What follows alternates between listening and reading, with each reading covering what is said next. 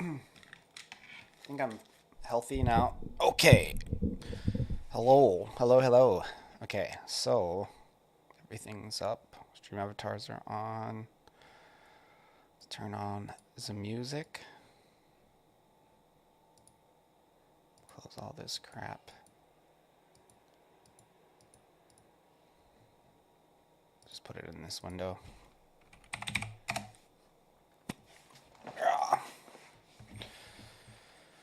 Okay.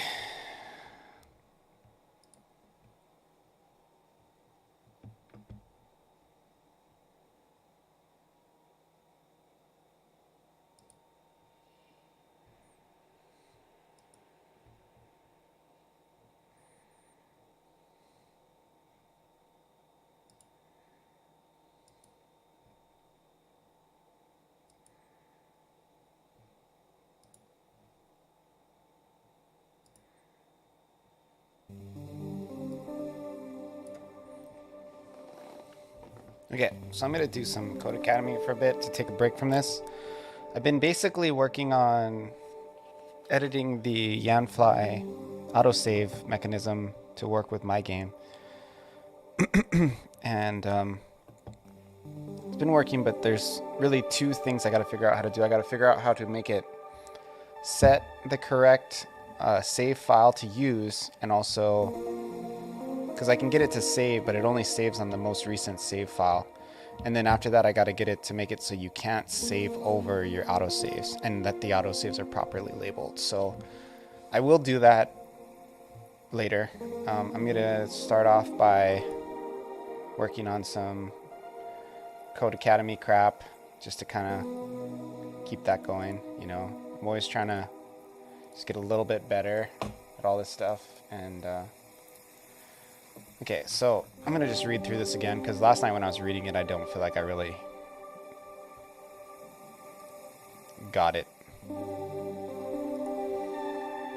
Okay, so far we've been creating objects individually, but there are times where we want to create many instances of an object quickly. All of a sudden I'm feeling like really stuffy. It's weird because I was not feeling any kind of allergy, anything all day, and now all of a sudden I turn on the stream and suddenly my eyes are watering. Maybe because I'm reading. Of an object quickly. Here's where factory functions come in. A real-world factory function maneuvers multiple copies of an item quickly on a massive scale. A factory function is a function that returns an object and can be reused to make multiple objects instances. Factory functions can also have parameters, allowing us to customize the object that gets returned. Let's say we wanted to create an object to represent monsters in JavaScript. There are many different types of monsters that we could go about making, each monster individually, but we also use the factory function to make our lives easier. To achieve this diabolical plan of creating multiple monster objects, we can use a factory function that has parameters. Alrighty. I should say that I'm live on my Twitch, on my Discord. One sec.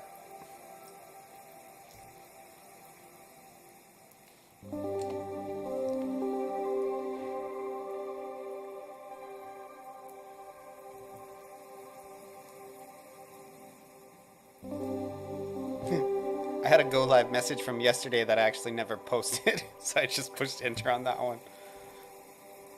Works.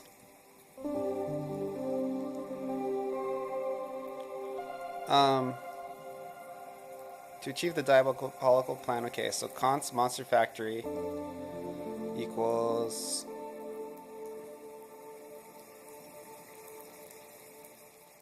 name, age, energy source, cast phrase, return. I'm already seeing what's wrong with my code.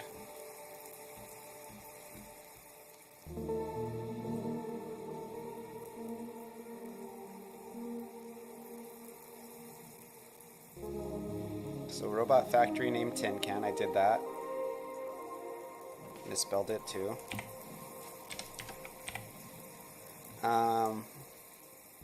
Assign tin can the value of calling robot factory with the first argument of PS.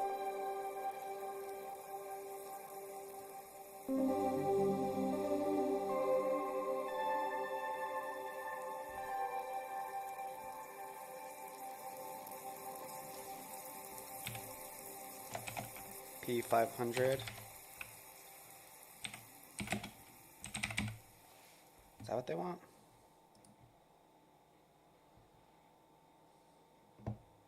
Robot factory. Oh, I would do it like this since it's already been.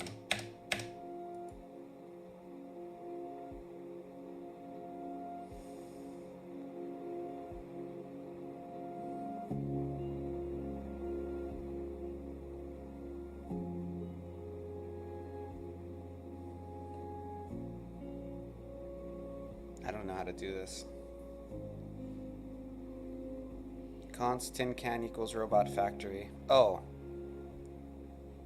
Tin can beep.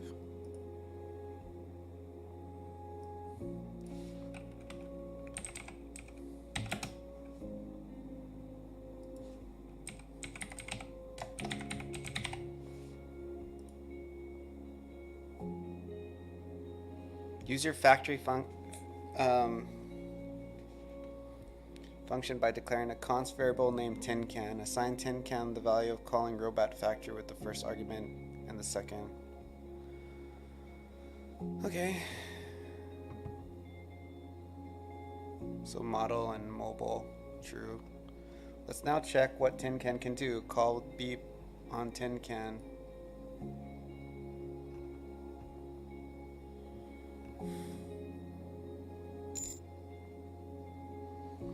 Formal Goose Foundation, welcome to the stream. Hope you're having a good day. I usually start my stream off with a little bit of code, whether it's like Elite Code or something from Code Academy, just to kind of keep myself sharp, you know? If I get into my project, it's I don't really learn as much. I just start debugging and trying to, I don't know. This has been the method in which I found it. I kind of become the most effective.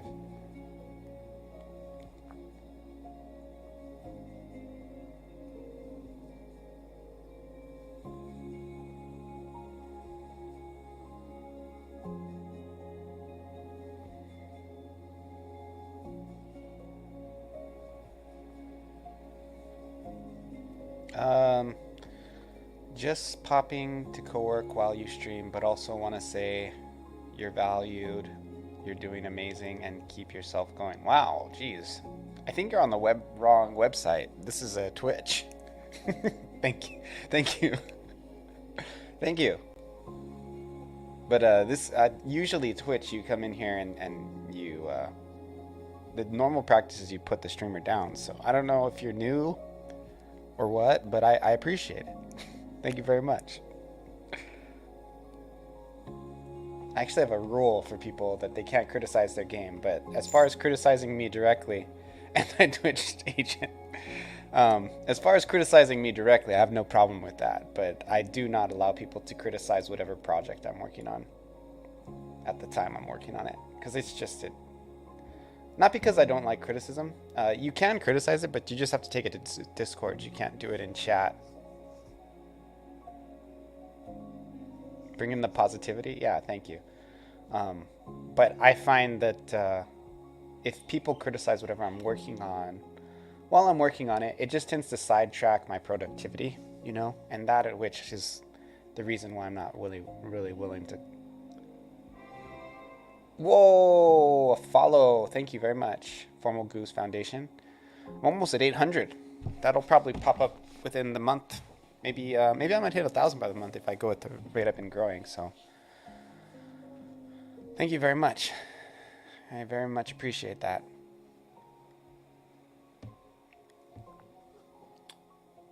I'm not sure how to call beep. 800, that's amazing. Yeah, I'm almost there.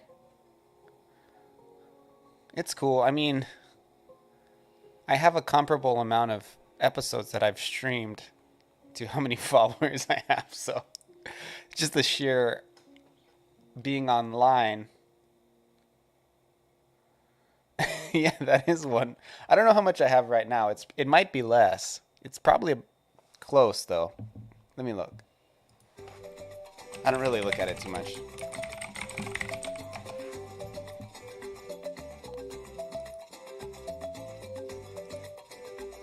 $771. So I'm actually a little bit ahead on follows by like 2 to the amount of times I've streamed. So thank you for your follow. It really helped me keep ahead of that marker there.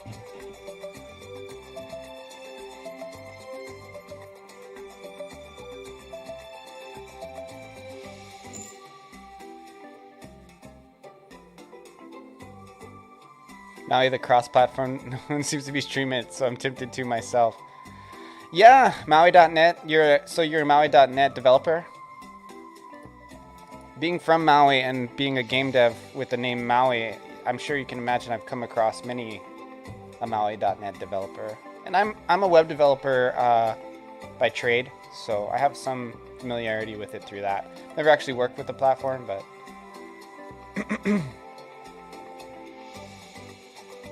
but you know, someday maybe. I tend to make most of my stuff in JavaScript, so it's like I don't really. It already serves the purpose of being cross-platform. Sumerian, Forms, Maui, but outside of my work with Swift UI. Very cool. Very, very cool.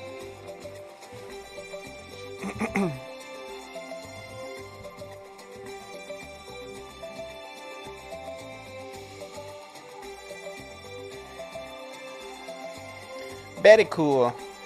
What is the name with your name? Like, does that mean anything? Formal Goose Foundation? Like, that just sounds odd. What is it, like a meme? Is Goose your last name? Is your name like John Goose? Who knows, right? Nobody will ever know.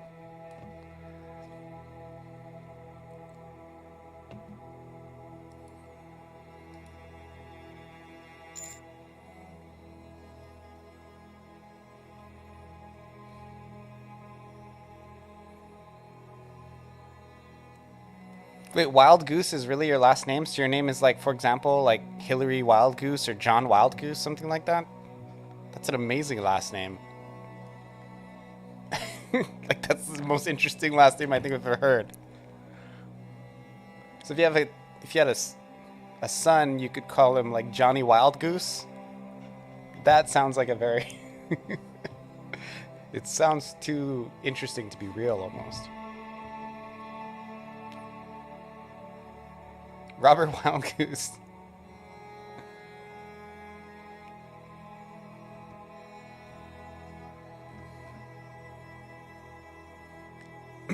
Oh, so you're like it looks like you're an independent app developer. Do you have a full-time gig or do you just do all by your own? Because that's kind of what I do.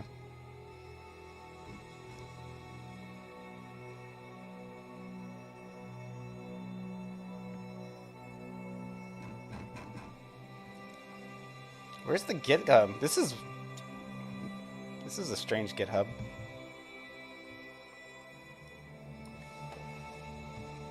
Oh, it's just a site like hosted on GitHub. I've actually recently, since I'm a web developer, a lot of people will ask for like static HTML sites, and I've been using not Pages actually, but like this page. I just will like point a domain to a specific. Or wait, that's the wrong address. And be stray. Is that it?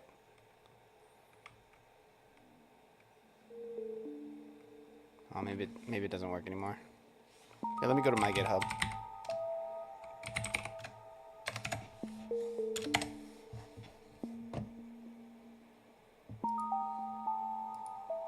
Am I like super zoomed in? What's going on here? I am. It's strange. So this site is actually set to... Oh, I actually removed the... That makes sense. So this was just like a static website, for example, for a guy who released an album. And rather than doing a...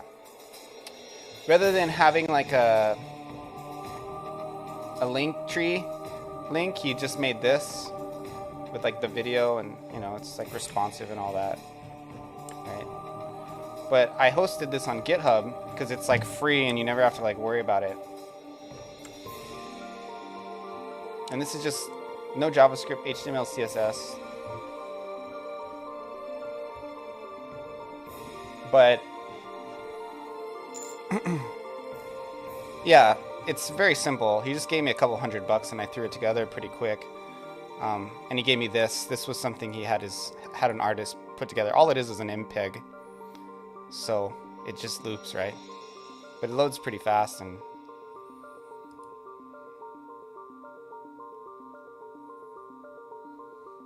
yeah, dude, Swift is kind of a mess for that reason. Like I have some friends that are full-time Swift developers, like, and it's like, why would you? You know? Like, why would you? I don't really have to do that because I don't really use Swift, but you know, if I have done a few apps, and my game, for example, is on Android, and it's like I just do it like with JavaScript with like inw.js, which is like a container program. So for me, I'm not quite using like a framework like Swift or Net because I tend to just go direct. But if I was doing like a bigger project, I might need to integrate some of those features. But since it's all me, there's really no, I don't know.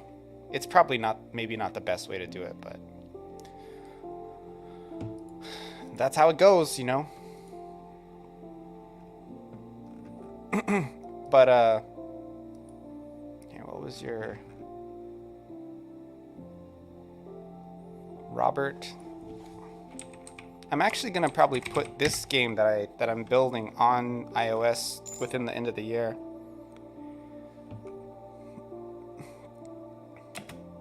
It is on Android now, and it works on iOS. It's just there's like the debugging aspect of it, you know. I just want to put a version of it on iOS for free. Right now, I don't even have a developer account for iOS because I haven't been doing iOS development like at all. Or the company I'm working with, I just use their developer account or whatever. But yeah, it's $100 a year for us here in the United States. So I probably will register an iOS account whenever I get my build working. Like I do iOS development for my game. Like here's my iPad, right? But you know, I don't really, it's not like tested. So I am going to put it on iOS, but it's just going to be free with like a donations link if you want to help her. Anti-Bastion, what's up? Welcome to my stream. Ko-Fi, yeah, I haven't even made it yet though. I'm going to do Ko-Fi, and so my game will be available on Steam for Mac and Windows, right? I might take down the Mac one because I'm kind of over supporting it because, I don't know, it's just too hard to export. But now that I'm doing iOS, it probably will just kind of be part of the process, right? And then Windows, which is my development environment, and then share the God mode file. Honestly, if you're a developer, you could probably just hack it yourself, dude. Like you wouldn't even need a God mode file. You can just go open up the app bundle and then edit the JSON files. I mean, I don't even know if you can do that. I feel like you can. All you have to do is like open your phone from like some kind of developer in Xcode. Hey, Muggle Fuggles. Oh, sorry, you guys are all like, I got you mixed up with Anti-Bastion. Yeah, if you want to You don't really need a God mode. Just play the game. I'm assuming you're iOS then, Muggle Fuggles. That's why you're saying that. How's my Sunday? It's chill, man. How was your Thanksgiving? I basically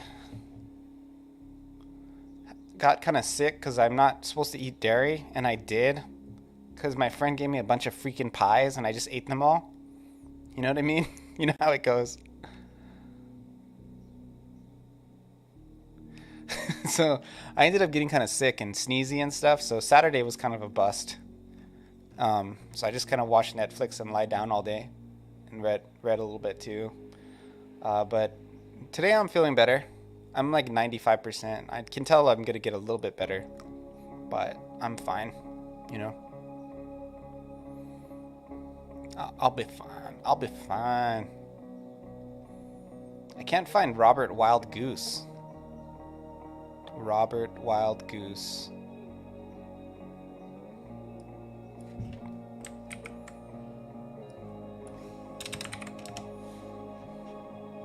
Oh, dude, is this you? That picture is intense, bro.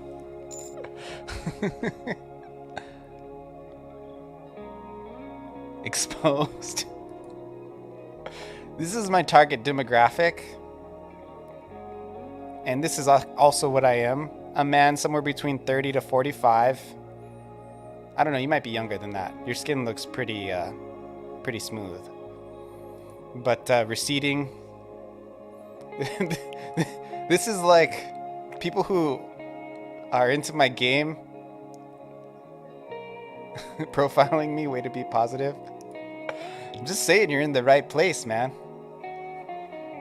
You're in the right place. It's not fair. I get to see you to get to see my face, and I don't get to see my viewer's face. Oop. Yeah, dude. Here, did I follow you? Yeah, I'll follow you. I actually use GitHub to host my game. See, here's wait, where's my game?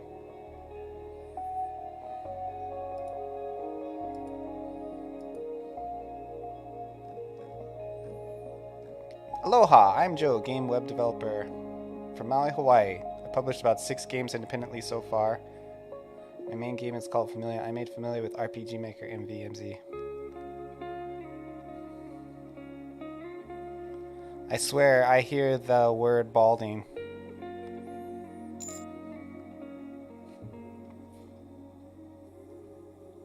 Look, it's my target demographic. Bro, I shaved mine. You gotta embrace it, bro. You know what I've found? Women don't find me any less attractive. Sometimes men do, because I think the men like the young ones. So I don't get attention as much from men, which is okay because I'm straight. But but it is kind of, it was flattering when it was happening more. You know what I mean? It was a nice little boost. It's that happens less.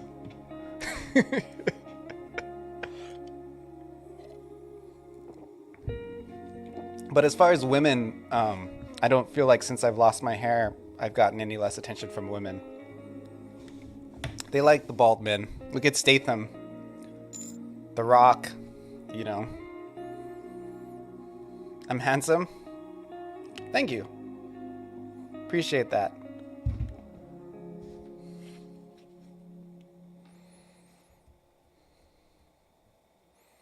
I'm not into that shit, so it's all positive.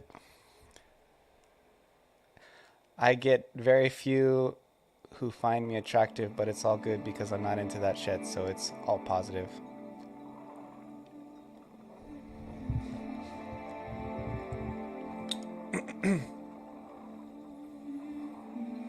I think too, this could be perceived as a bit controversial, but I think if you're like a grown man, like I'm almost 40, right? And versus like 22, like a lot of people might not be super hyper aware of they're like really grounded in their sexual orientation, right? So when I was in my early 20s, a potential like same-sex partner might take a little bit more effort to investigate me, because maybe I haven't fully become grounded in like my my orientation, you know? Where like now, if you're talking to like a 40-year-old man, and they've kind of, I think they have a better grip on their sexuality, you know? So it might not necessarily be so much that I'm like less attractive to other, I shouldn't say other gay men because I'm not a gay man, but to gay men, but they might just not feel that it's as worth the effort to investigate the issue. Yeah, like my DBZ mug. That's a nice change of topic.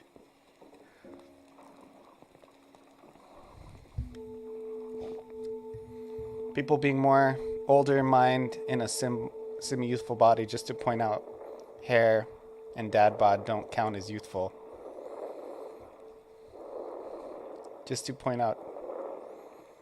Okay, I've noticed that the trend that people being more orientation aware, older mind in a semi-youthful body, just to point out hair and dad bod don't count as youthful.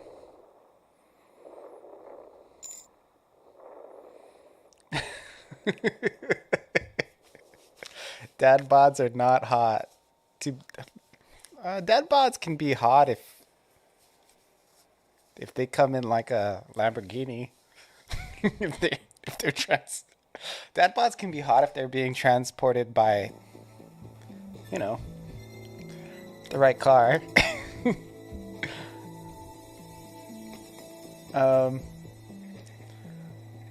Broken message again. I've noticed a trend of people being more orientation aware. Yes. I actually feel like orientation is more difficult to figure out. You have to actually talk to people nowadays. Because like, you know, you have people who look and talk exactly like I do. They're no more flamboyant than, you know, The Rock. Totally gay. And then you also have people who are very, oh my God, you know, all over the place and very heterosexual. So it's not something you can just really assume either way these days.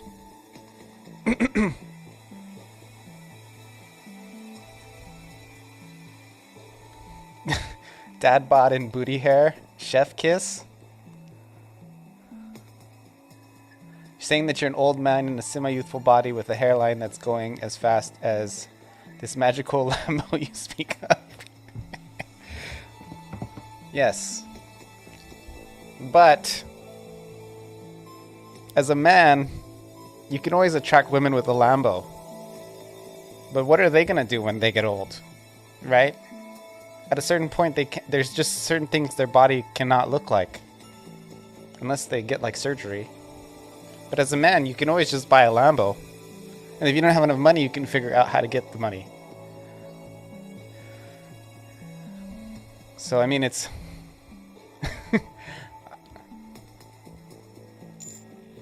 To be honest, a woman can attract you with the Lambo.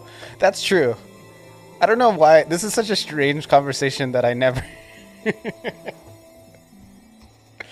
Yeah, that's true. I actually would be okay with the girl having a Lambo.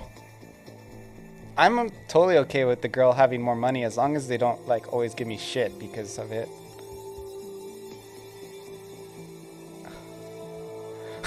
What are we talking about? I don't know, dude. This is supposed to be a game dev channel where I feel like I can't go back to doing code.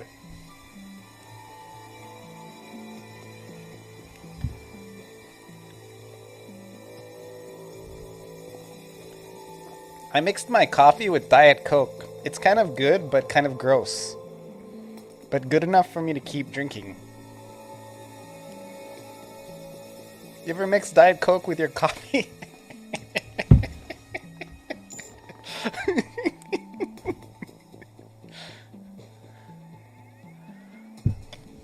No. I was gonna pop in and be positive and move to the next people. Now I am just embracing being profiled and exposed on stream. Hey, it's a public profile, bro. It's a public profile. You put it up, people are gonna look at it. I gave you a follow. Wait, question.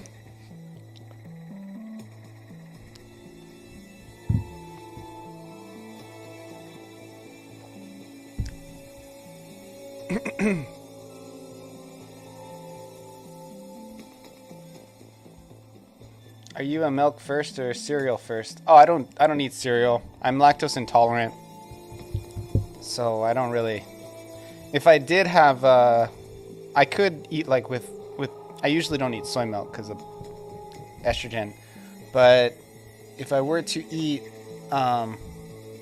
like an almond milk or oat milk cereal, which I never do because almond milk costs so much more than regular milk, it's like not worth it. But I would put the cereal in first. If you are milk first, you're a psychopath. I'm milk never. Yeah, that's kind of what I am too. Yeah, I don't really eat oat milk that often, or almond milk, because it's generally better to not eat liquid calories. Quick tip for keeping that waistline slim: never consume calories in the form of liquid. I know that I'm drinking Diet Coke, but technically that's still accurate insofar as what I'm saying, because Diet Coke has 0 calories. It does have poison in it, so I mean there's that, but it's still not calories. Yeah, if you want to stay slim, you don't consume calories in a liquid form. So milk, juice, poison, yeah, it's aspartame. I don't know, it's not really poison, I'm just kind of exaggerating, but Diet Coke isn't healthy. I don't think anybody should ever think that. Vanilla Coke feels bad, man. 2 tips for people who want to be slim: don't become a developer. If you have working from home with a fridge and an app called Uber, can fuck you up. Yeah, if you look in my fridge, there's only healthy foods. I mean, I don't eat them, right? Like, I got lots of salads and you know, some oranges, bananas in there, but I only keep healthy stuff in my house, other than Diet Coke, because I'm a Diet Coke junkie. And that way, it's like, if you eat something unhealthy, you have to choose between leaving your house or paying ridiculous prices for food delivery, which I will never do. I always will never pay for Uber Eats or anything. It's just never worth it to me. And and making something healthy. So those are your 3 options. And by that system,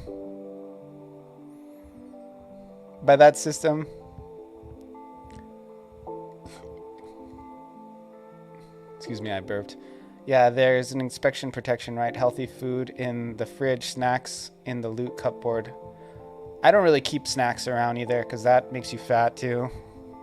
As a grown adult, there's really no need to have snacks unless you're like, have some type of like hypoglycemia or something like that.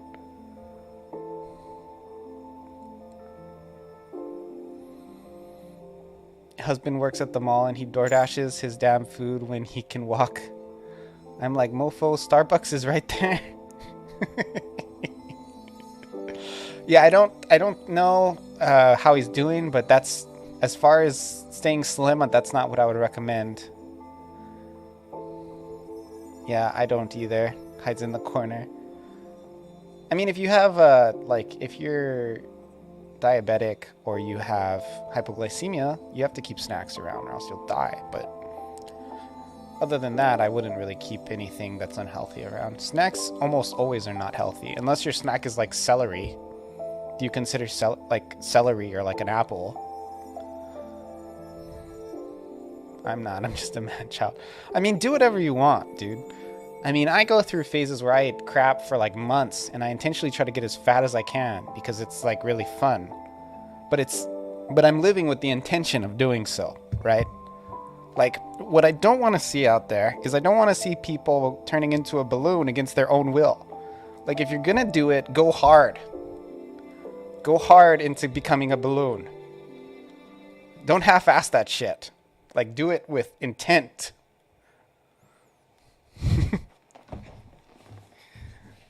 Don't act like, oh, I just can't help it. I don't want to see any of that. Skinny. I'm working the skinny hunt extra unhealthy food. Oh, so not only are you not fit, but you're also calorically deficient.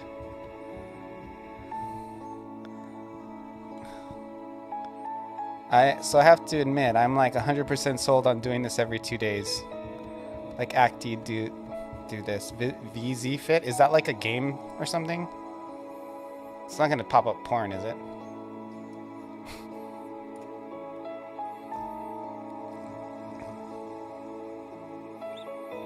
Is it just like counting steps or something?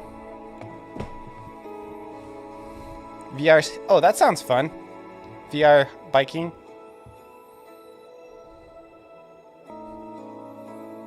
I turned my safe search on because you never know links on the internet, you know?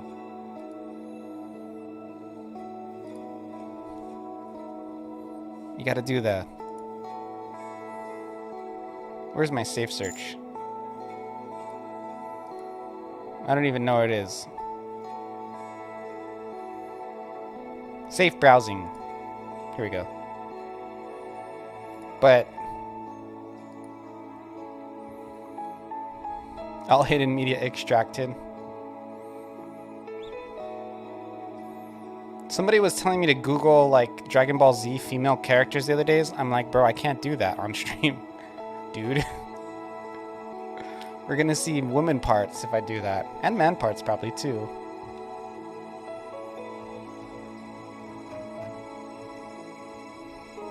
Yeah, don't do that on stream. Yeah, it's not gonna. It's not going to bring up, like, episode 19. Or whatever. It's not going to bring up, like, Cell versus Gohan. It's going to bring up Cell versus Android 18.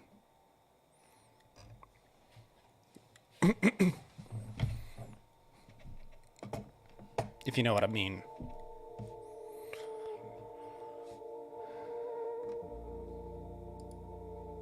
I feel like I'm just procrastinating now.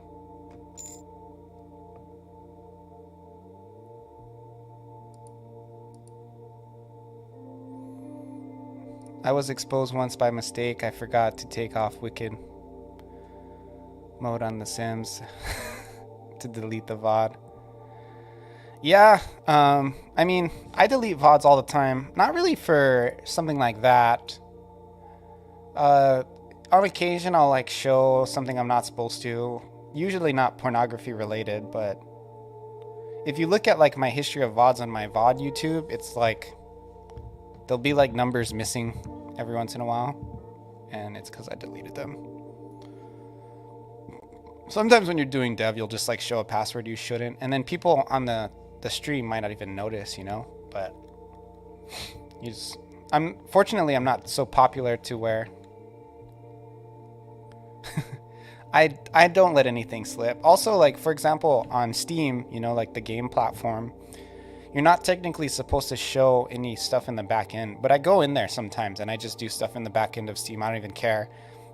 And I just delete the VOD after. I get like 0 views on my VOD, so it doesn't really matter. I have a YouTube channel for like tutorials and stuff, this one, and I get like a fair amount of views. I'm up at 369 viewers, which the majority of them have come like within the last 4 or 5 months. But I also have this one, the Maui Game Studio Live, and this is just, my VODs are fed directly into here like in an automated way. And this channel gets, it's weird because this channel gets like no views, but because there's so much content on it, because it's just my streams, I actually get more watch time than my other channel. So like, and that could be like 1 view or like, You know, if each video gets like 2 views, like every day, for example, like, and that's just for example, I would get way more watch time with this channel than I would with my main channel. I'm also gonna make a reaction channel too, I think, and just farm Twitch reactions. So whenever I do a Twitch reaction, I'll just note it and then I'll start posting them on my Maui Game Studio. I don't know, Maui Game Reacts or something like that.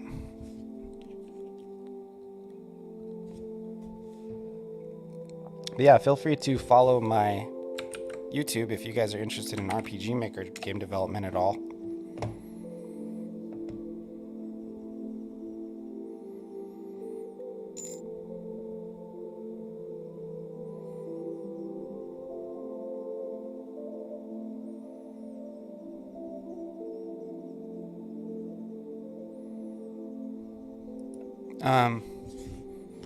Oh, I gotta turn on my bot too.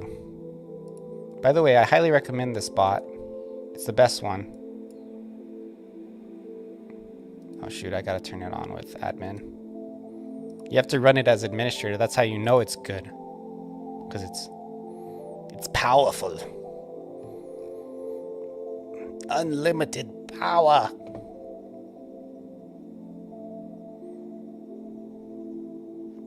Open, dumb bot thing. Okay. It's called streamer.bot. And it's local. It's not like Nightbot where it's on like a server. So that way it just runs from your computer, which is the way to do it, really. Look, I can out everybody who's in the stream right now. Looks like there's actually a lot of people in here. What the heck? I don't keep the viewer count up. I have the viewer count on my my dashboard, but I don't really like, it's not ever accurate for some reason. It's like, I don't know, OBS or whatever, it just doesn't work. So I don't really it doesn't, like, I don't ever notice it. It's always like super off, so I don't even know how it works. Okay, so now we got to check what Tin Can do. Call beep on Tin Can.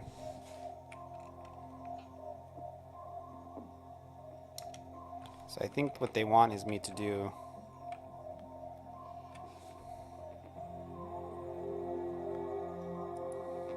turn this into a method, right? I think, with a fat arrow.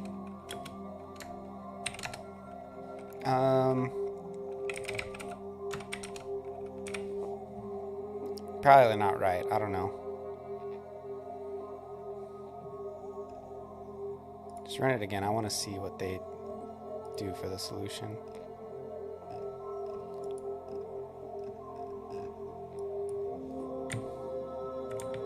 Show me the solution, jerks.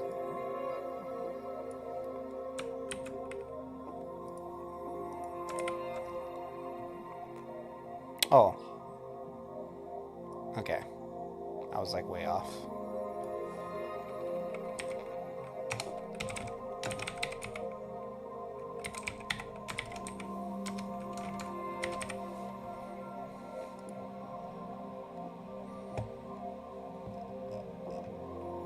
Okay.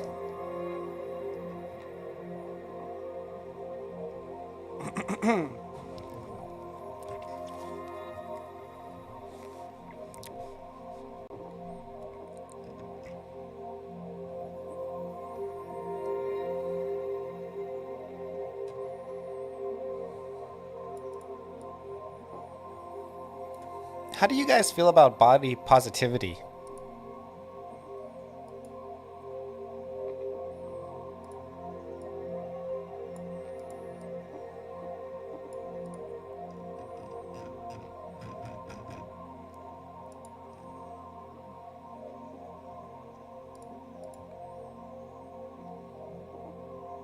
Okay.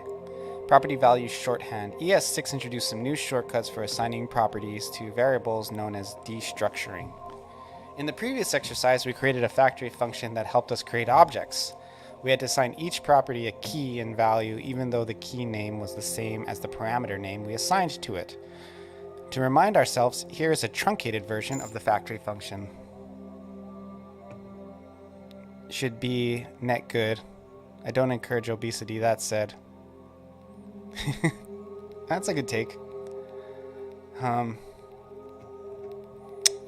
think it all depends on the results. So I think that if you're... It's really hard because there's nuance, right? It's like if you're creating a situation that's better for somebody on an individual scale, it's like, do it, but sometimes it can also be a form of enablement. Like you can be enabling people. I think it's okay to be big. I really do. I just think that you have to really want that. Like if you really like eating pie, for example, and that's what you want out of life, then I would say go for it. And eat all the pie and be the best pie eater you can be. If that's your goal, if that's what you want, I would say go for it. But it's like you just have to also know what are the negative consequences of that decision you're making. Because you're an adult, you get to make a choice, right? And if you're going to eat a bunch of pie and pretend like you're a victim, I don't have much time for that. But if you're going to eat a bunch of pie and being like, I don't give a fuck, and I'm like, yeah, dude, you're a G. That's how I feel. But as long as the obesity doesn't make you as long as you're not a victim of obesity, I'm like, whatever you want to do, you're a grown-ass adult, you know? Do what you want, man. Eat that food. Don't go on that walk. But I don't like when people feel that they're victims of weight.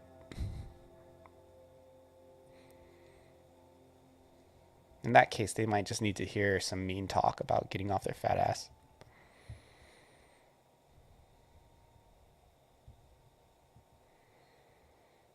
I think you should also be happy, but also supported to reach what you enjoy and feel is a goal.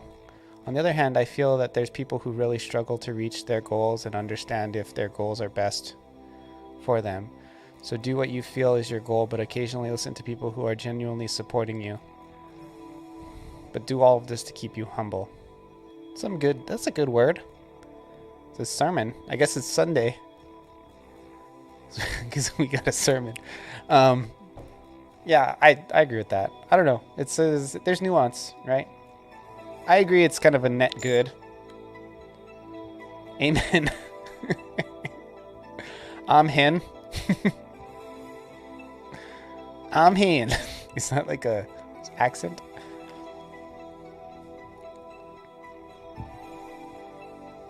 Yeah, I think I'll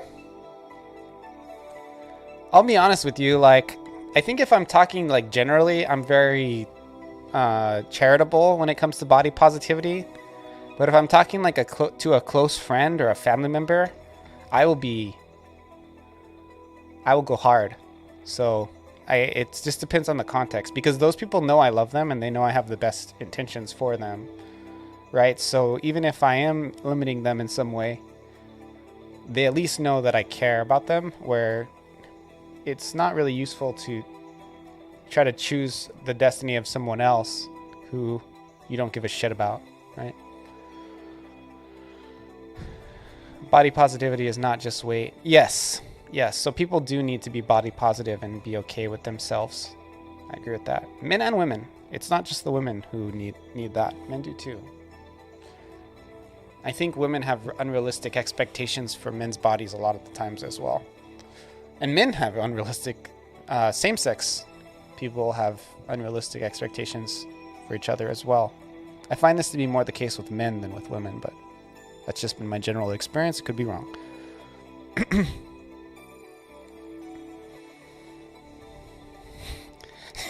Now turn to the page 4 as we sing Come All You Chubsters. Come all you chubsters.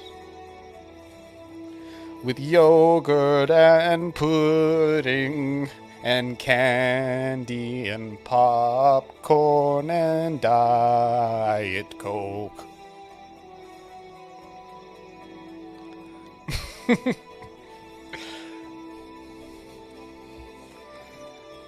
You're like, how does he know that song? Closet Christian, man. Don't tell.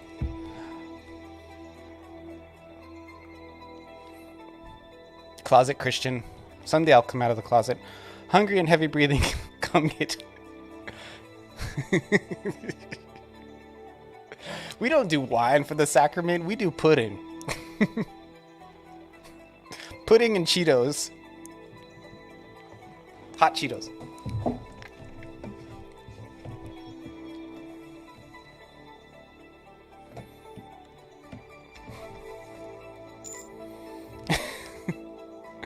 We do cholesterol.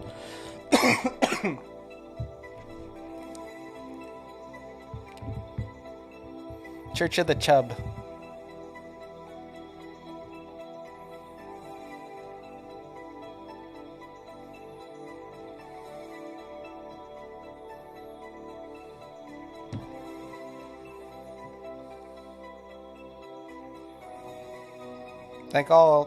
You're all welcome here if I can get through the door.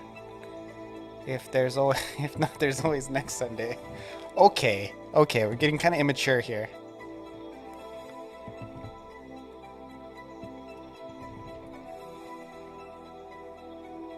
Yeah, you need to have cholesterol, that's true.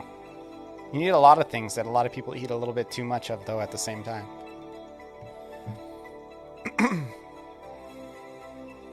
Child moment. Yeah, you just gotta be careful it doesn't turn into fat bashing over here. I was trying to keep it above the 8th grade level, you know?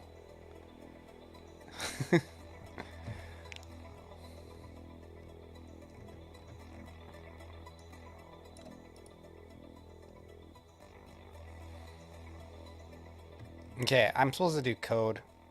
I'm actually almost done with this course. This is like the last part of this course.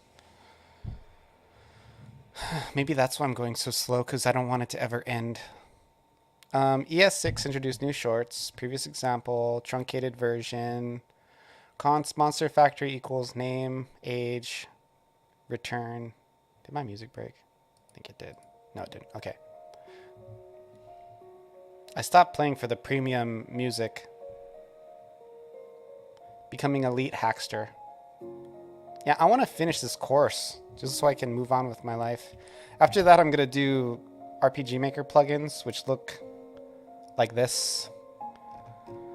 Basically, I'm adding like an auto save function that I'm kind of like milling out right now. It would be easy to do, but it's not like you have to learn how to work with the engine, so that's what makes it kind of tricky. I got it working, but the performance was so shit.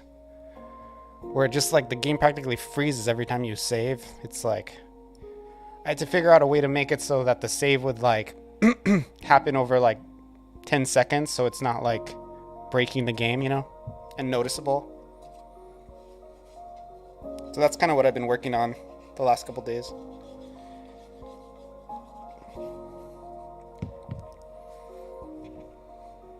Anyway, truncated version, const master factory equals name age with the fat arrow.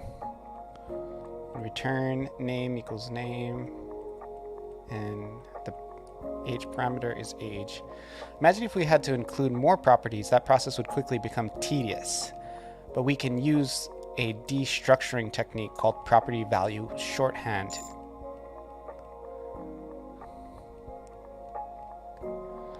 Doesn't RPG Maker have a default save functionality? It does, but the save functionality is designed to be used in the context of the save menu, where if you were to just drop that into like, because the way I do it is I make it auto save when you switch maps, right? So like every time you go into a new map, it auto saves as kind of a backup. You can still save it if you want saves at particular times manually, but By doing that, you're dropping a save in between a map transfer, and it's very noticeable when you're like navigating around the game and going to all these different maps when it starts getting slower. And as the save file has more information, the save actually gets slower. So I had to kind of restructure the way the save works a little bit, and like basically, if I were to sum it up, it does like 40 things, right? When you save a game. What I am doing is I'm just making it do those 40 things over like 10 or 15 seconds so that it doesn't slow down the game all at once and give it a big lag spike. And that's kind of what I've been working on. So it feels good because I actually removed the autosave functionality that I originally had in the game because it was kind of breaking it. Especially when you get towards the end of the game. And I always intended to redo it, but as I get through like refactoring it is really the right word.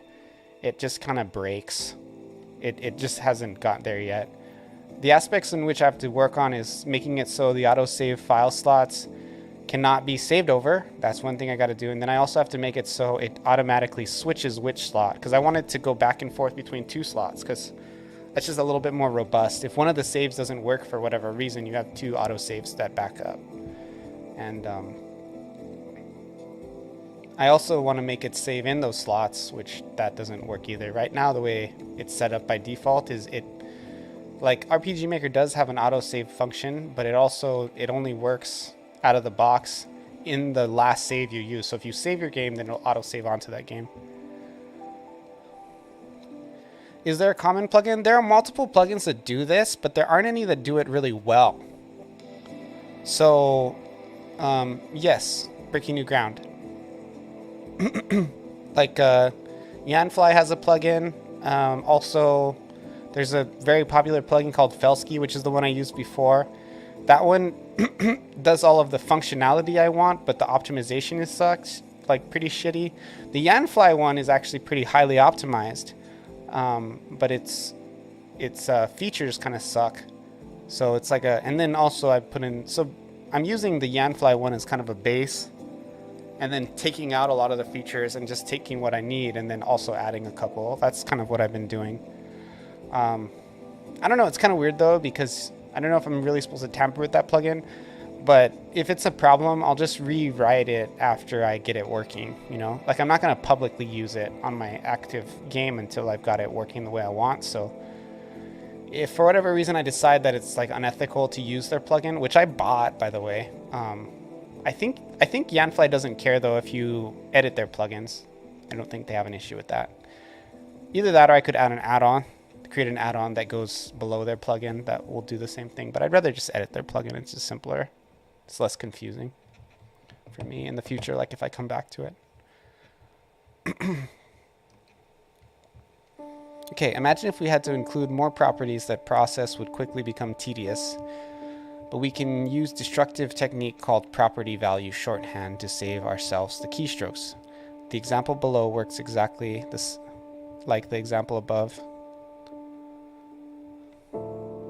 Yeah, so just get something that works first, and then you can always refactor or rewrite it later after you got the functionality working, because you'll understand the logic in order to implement the features you want, and then you can redo it if you need to. I think Yanfly is okay with it.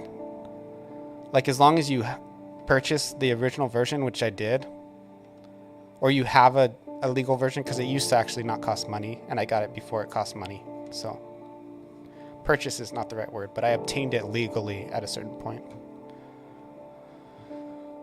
Mars Raptor, are you an RPG Maker user? It sounds like it.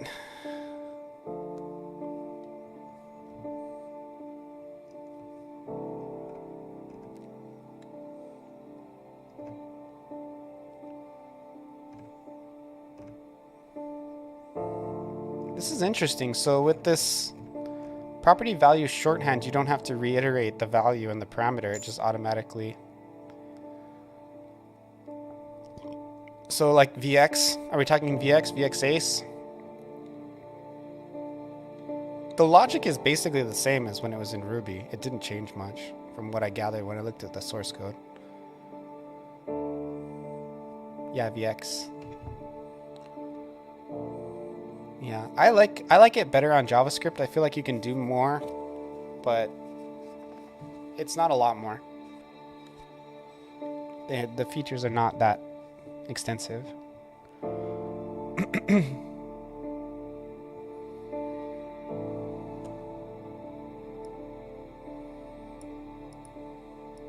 Yeah, I've gone pretty hard on it. At this point, it's almost like a different engine for me. I've fricked it up so much.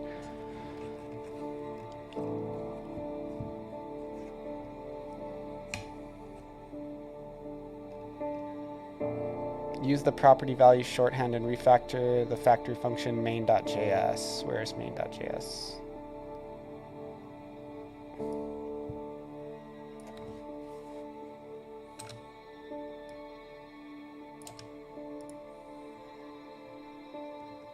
Dude, that was like the easiest thing I've ever done. All you have to do is delete the freaking value. Okay, destructured alignment. Assignment. We often want to extract key value pairs from objects and save them as variables. I find design so hard. Don't know if I should invest in learning proper UX or keep allowing my UX friend to resolve my issues. Yeah. I mean, it's hard to be good at everything. I'm okay at UI UX, but with RPG Maker specifically, it's very limiting. It's difficult for me to create all the UI the way I want it to. I'm getting there, but I've always intended my game to be more of a mobile game that also works for a computer. And it's just, the UI is the hardest aspect of the game.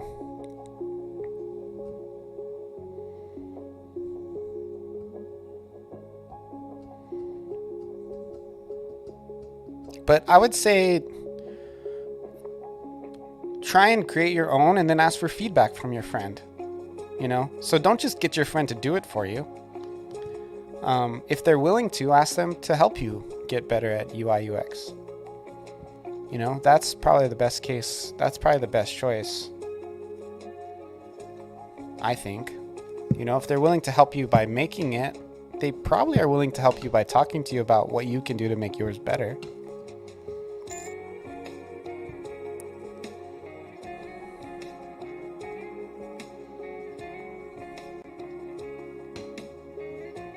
Yeah. No, even for my game, I'm almost ashamed of how much help I've gotten. I actually am very good at the UI UX part, but the JavaScript with RPG Maker combo is hard. For UI at least.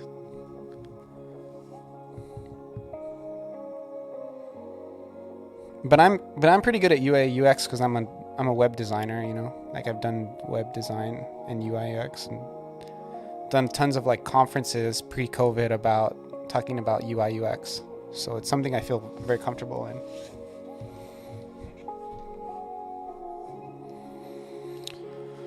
Okay. But there's so much info out there. It's just like, do it, you know? That's the thing. Okay, so destructured assignment. We often want to extract key value pairs from objects and save them as variables. Take the example of the following object. Preferences. Okay, so this basically, if you have a day, okay. If we wanted to extract residence property as a variable, we would use the following code. Const residence equals vampire.residence. Console log residence prints out Transylvania. Wait, what? Oh yeah, with this, in context with this. Okay.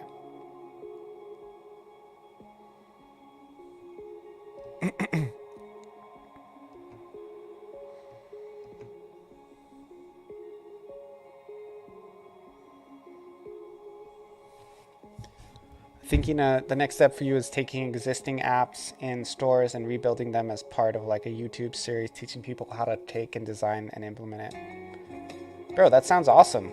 I would watch that series. Then store all the assets, colors, datasets used and publish on my blog or something like that. Yeah, no, I do that. I do that with RPG Maker. the educational aspect is I write blog posts. So for me, with my tutorial videos, the process is usually I actually do a blog first, because that helps me kind of like what's the word? Refine my ideas. That's not the best word, but that's basically what I mean. Like refine the concepts that I'm going to discuss. And then I'll do a video about it, and then I'll usually go back after the video. And if there's any like examples and stuff, I'll include it in my blog post.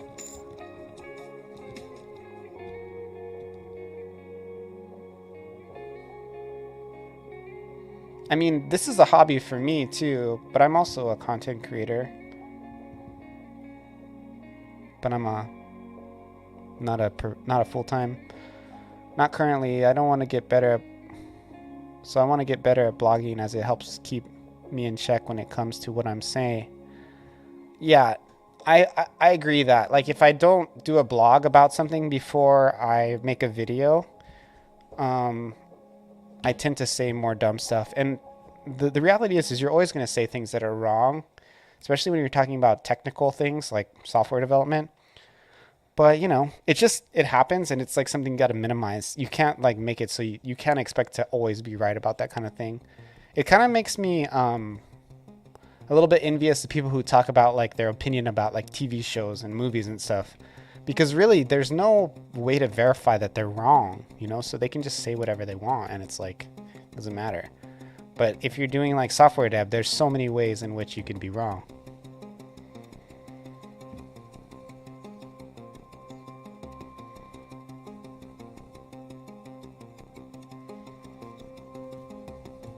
Then to Twitch once I'm happy.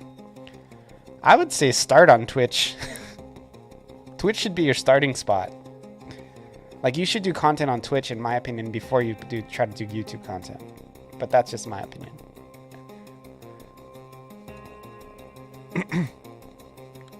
It's really easy to set up Twitch. Like, you don't even need a mic. You just can do a screen record.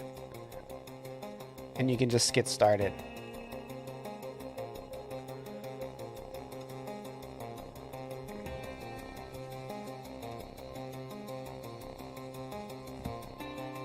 Okay, however, you can also take advantage of a destructuring technique called destructured assignment. Oh, you're up to, oh, yeah, you don't have internet speed. I have that problem too. Mine goes down sometimes, and I'll just have to straight up stop stream. With the name of an object key is wrapped in curly braces and assign it to the object. Take a look at the example below. Const residence equals vampire. Console log residence. Oh, so it's like a shorthand. I'm a goblin. Look back at vampire objects properties in the first code examples. Then in the example above, we declare a new variable residence that extracts the value residence property from vampire, then logs the value residence in the console. Transylvania is printed. We even use destructured assignment to grab nested properties of an object. So it's just like a shorthand to grab nested properties in an object, right? That's what this destructured is. Destructured assignment. Use destructured assignment to create a const variable named functionality. That is a bad name for a const variable that extracts the functionality property of robot. Okay, so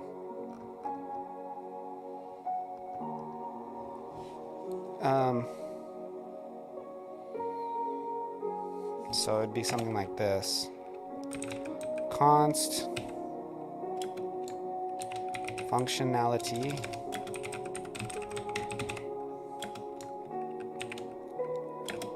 equals robot.functionality console, and then they said, do they want me to log it? Oh no, they didn't say to log it. Okay, so we won't do that.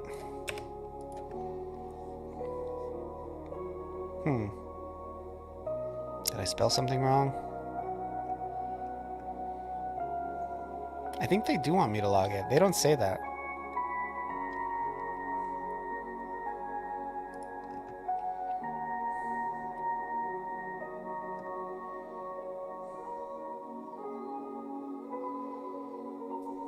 Functionality that extracts.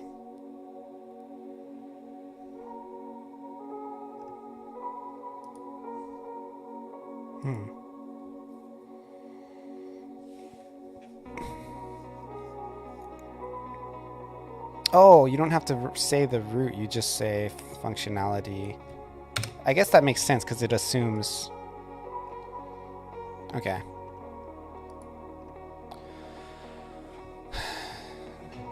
That's the whole point. That's the whole point. Mr. Maui Game Studio, it's supposed to be faster. Since functionality is referencing robot.functionality, we can all call all the methods available to robot.functionality simply through functionality. Take advantage of this shortcut and call the beep method. Robot.beep.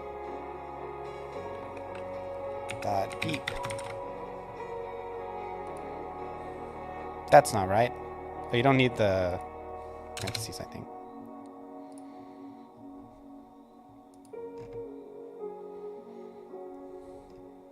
You do functionality.beep? Syntax. Who needs it, right? Is that what they want? That doesn't look right. That looks funky. Maybe like this. That still looks like Funk Master Fresh. Oh no, I see what they're saying.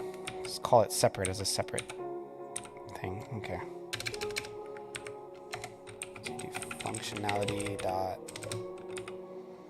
beep. What's wrong with this? Oh, there's a period there. Okay. Beep bop. It worked.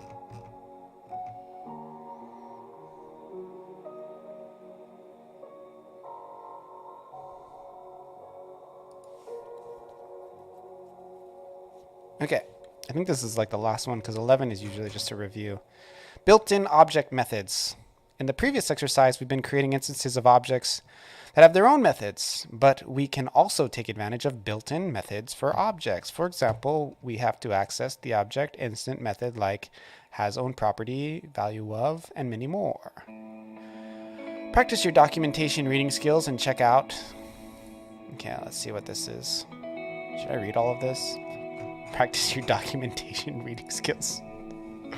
That is a skill, being able to go through documentation.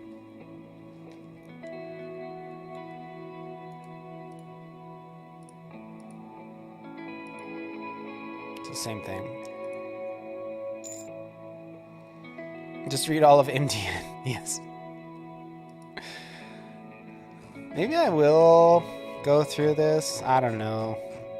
This feels too much like work. It's only like a couple hundred pages. Really? It's more than that, dude. It's got to be more than that. And each page is like a book.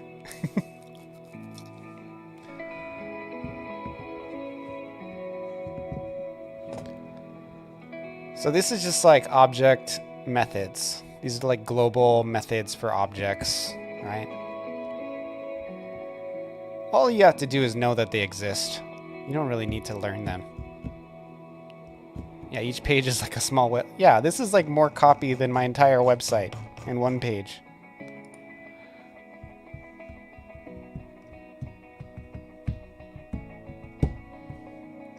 Let's get acquainted with some of these methods and their documentation. Note, in the main.js there's an object robot.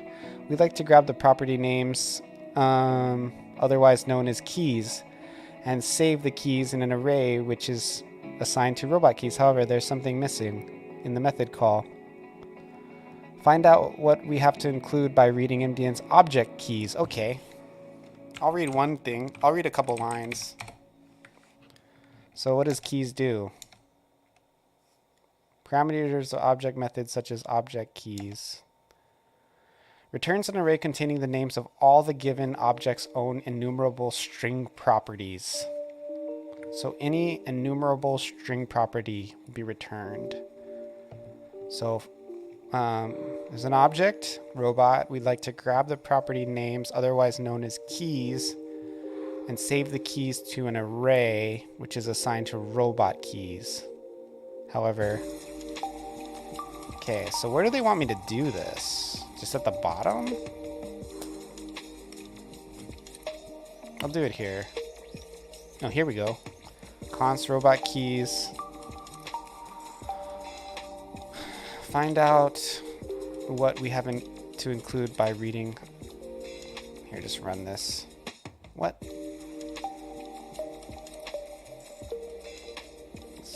That's their code. Why isn't it right?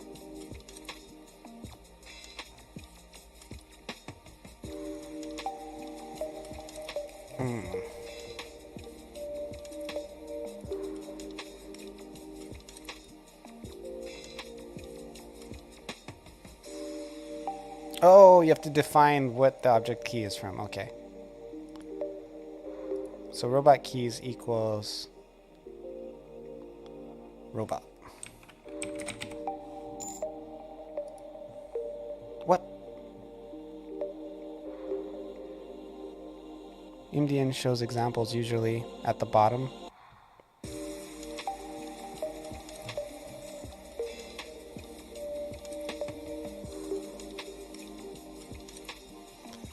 Usually, here, I'm gonna turn my fan on. It's starting to get hot here.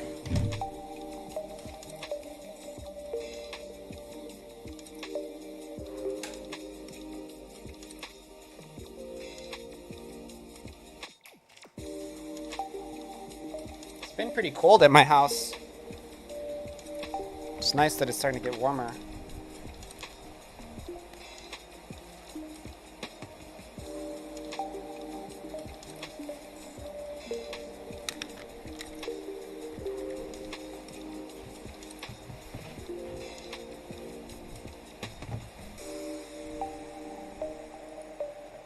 Object keys returns an array containing the names of all the given. Okay, you said to check the examples.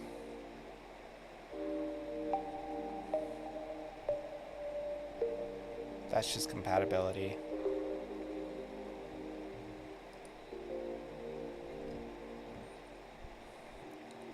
Object keys object 1, so it'll just show an array of everything. Okay.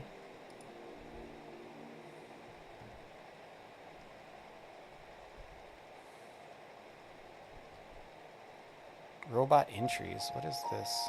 Oh, because there is no robot entries. That's why it's not working. So I did it right. Okay, so object entries will also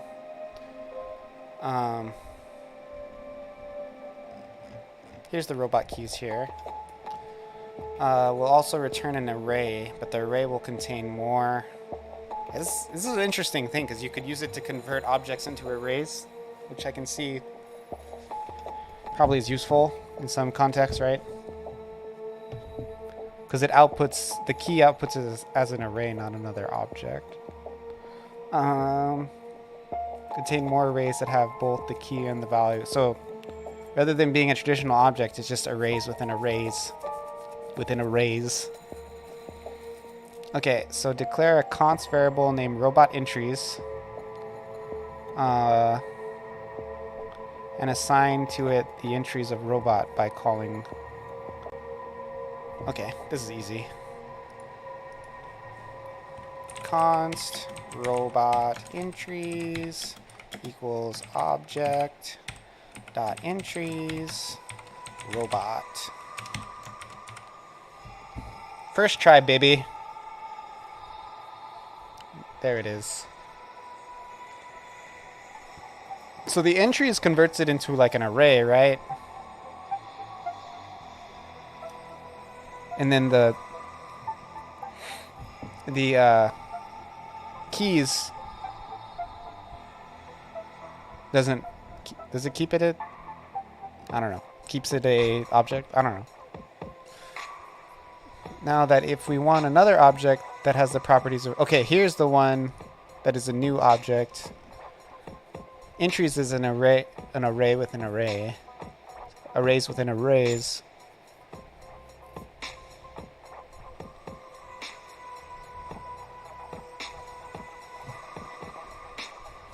Entries is an associative array with key and value, but yeah.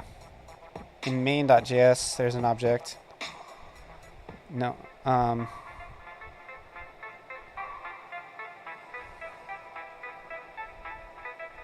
don't understand the difference between, other than the way it's formatted, between the entries and set and keys.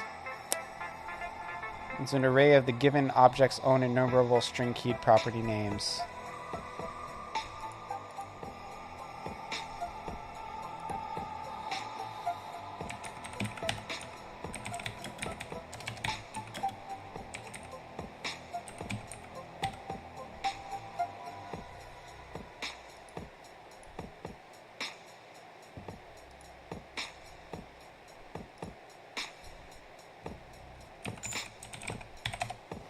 Keys equal property names. Entries gives you both property names and their values. Oh, okay.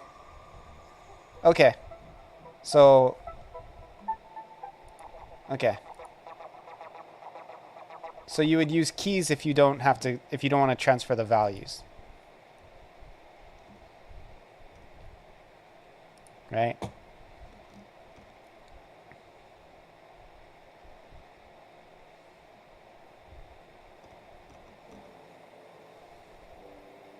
Very cool. Now that basically, yeah, it doesn't go deeper, right? Now, if we want another object that has the properties of robot, but with a few additional properties, object assign sounds like a great method to use. But like the previous example, we should check the documentation. Screw that. Declare a const variable named newRobot. New robot will be a new object that has all the properties of robot and the properties of the following object. Make sure you are not changing the robot object. So you do const new robot equals object dot. Now, why would you do this rather than just making new robot equal robot? I'm sure there's a context in which that makes sense, but why wouldn't you just make them the same? I guess it's kind of like a alias. Okay, so will be the object and has the properties of robot and the properties in the following. And the properties in the following object. Laser blaster. This isn't right? Let me just test it. Did you provide the first argument, the target object? Merging objects is really handy. Yeah.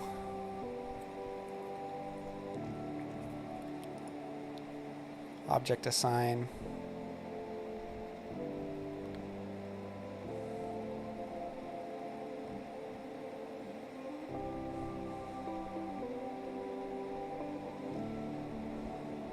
I don't understand.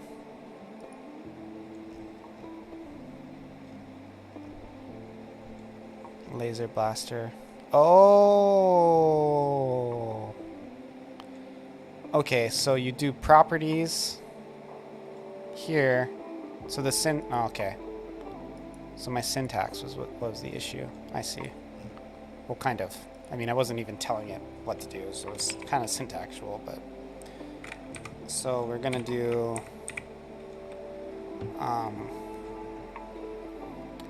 laser blaster true and voice recognition true.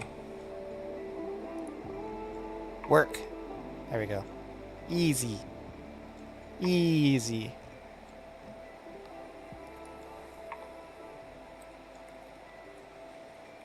Congratulations on finishing advanced objects. Let's review the concepts covered in this lesson. The object that a method belongs to is called the calling object. The this keyword refers to the calling object and can be used to access properties of the calling objects. And now you are an official super hacker. Yeah, I think so. Methods do not automatically have access to other internal properties of the calling object. The value of this depends on where this is being accessed from. We cannot use arrow functions as methods if we want to access other internal properties. JavaScript objects do not have built-in privacy. Rather, there are conventions to follow to notify other developers about the intent of the code. The user of an underscore before a property name means the original developer did not intend the property to be directly changed. Setters and getters methods allow for more detailed ways in accessing and assigning properties. Factory functions follow us to create object instances quickly and repeatedly. There are different ways to use object destructuring. One way is the property value shorthand. Another is the destructured assignment. As with any concept, it's a good skill to learn how to use documentation with objects. You're ready to start leveraging more elegant code for creating and assigning objects in your code. That's exciting. No, I'm not paying. Should I? Not paying. Refuse.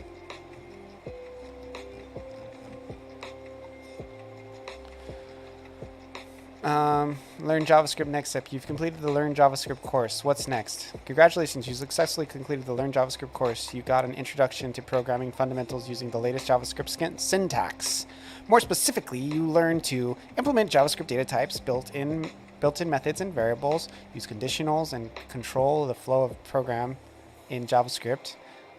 Construct functions and pass data through them. Identify global and block level scopes in JavaScript.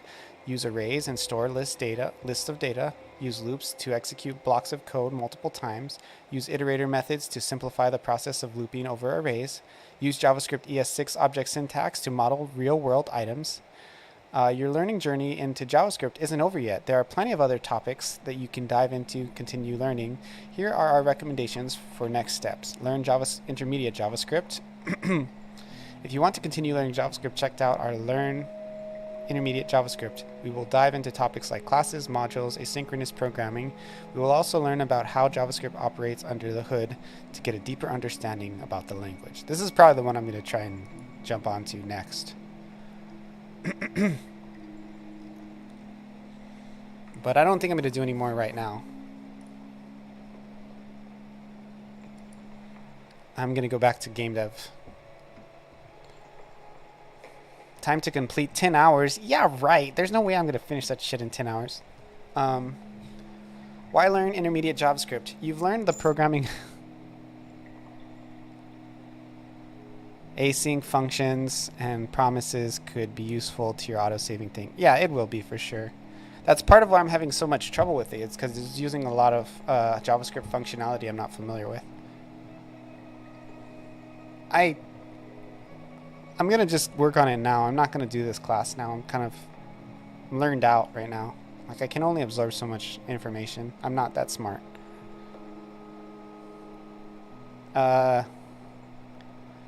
Using concepts such as classes, promises, async, wait, and requests take away skills. By the end of the course, you will gain a deeper understanding on how JavaScript runs in the browser, including carrying, hosting, and concurrency. You will also learn how to structure large-scale web apps using classes and modules, and how to increase the efficiency of your apps using asynchronous functions. Note on prerequisites. We recommend that you complete Learn JavaScript before starting to learn Intermediate JavaScript. I did that. Taken by employees at Google. So this is the lessons. Actually, this is quite a bit shorter.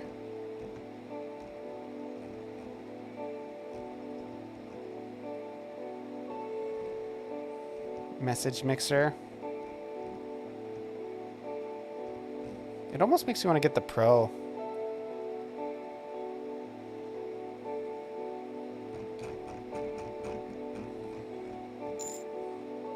How much is it to try Pro for free? Shorter, but maybe a brain buster.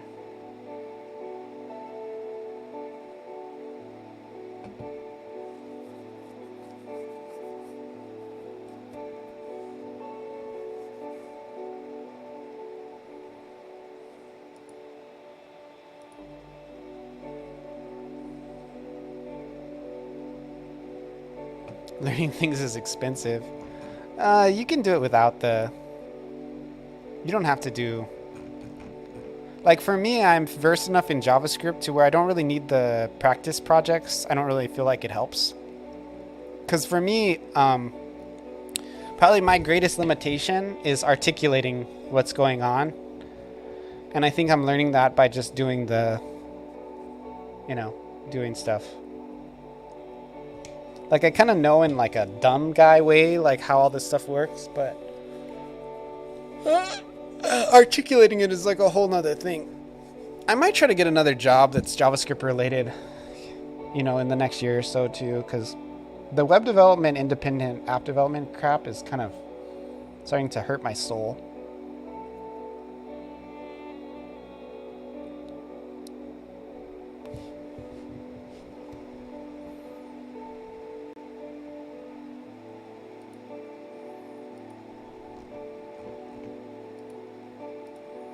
Does it say I completed that course? Oh, dude, that's so low. I can't finish it without buying it? What a... Isn't that shitty? I don't get the gold cup unless I pay the money.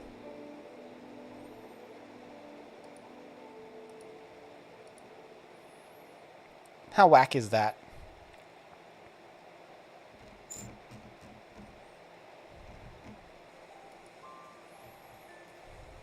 They gotta make their buck somehow. Yes, by incentivizing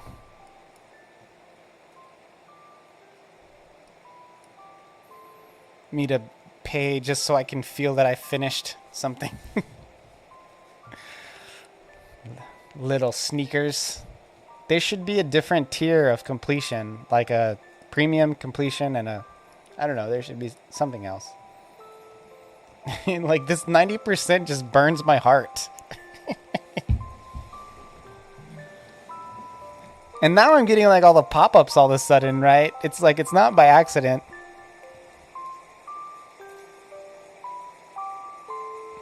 Cheapskate completion 100% is 90%. Yeah, exactly. Still an A. It's an A. An A is an A, right? I'll probably get the free trial. And I'll go through the next course, and I'll get the free trial, and then I'll just do all the projects real quick in like a few days. So I can have those 100% on there to make my eco feel good. Maybe the completion was the friends we made along the way. What does that mean? What do I have for achievements? Look at this gamification. Oh, it's just steadiness. See, it's so dirty. It says you completed the... You can complete the sections, but not the course.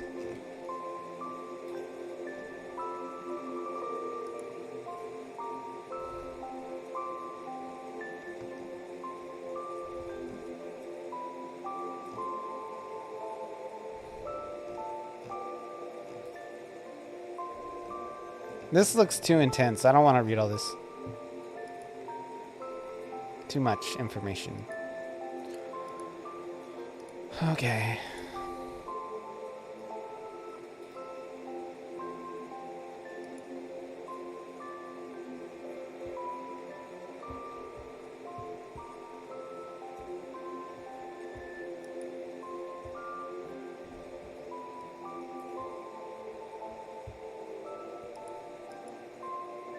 Okay, I'm gonna take a quick break.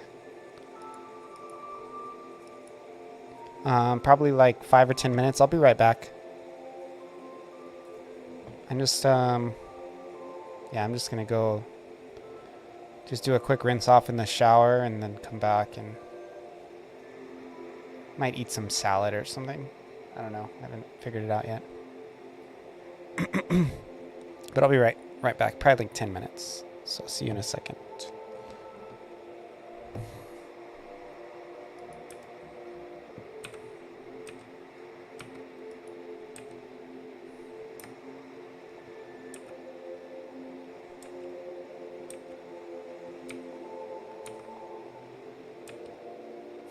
Sorry, I'm just practicing my hotkeys. Be back.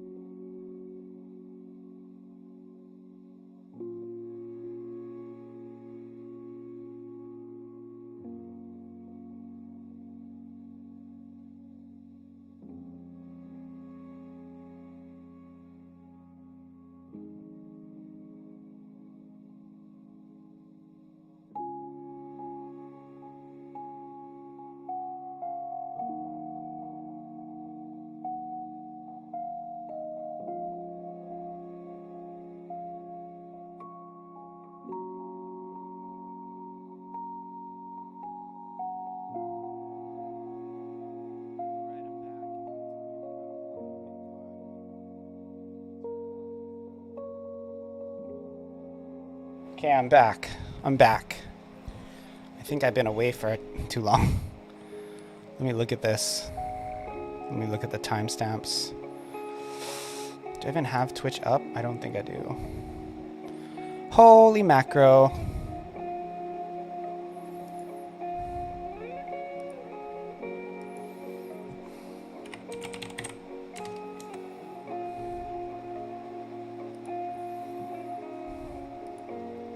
Way past your bedtime. I wonder where you're located. Must be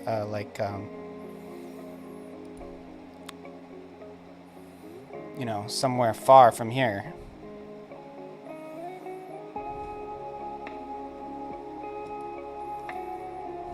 Okay, so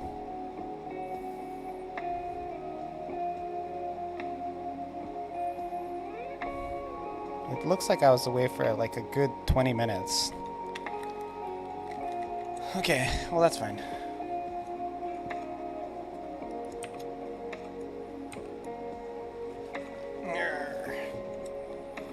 So let's pull up some code here.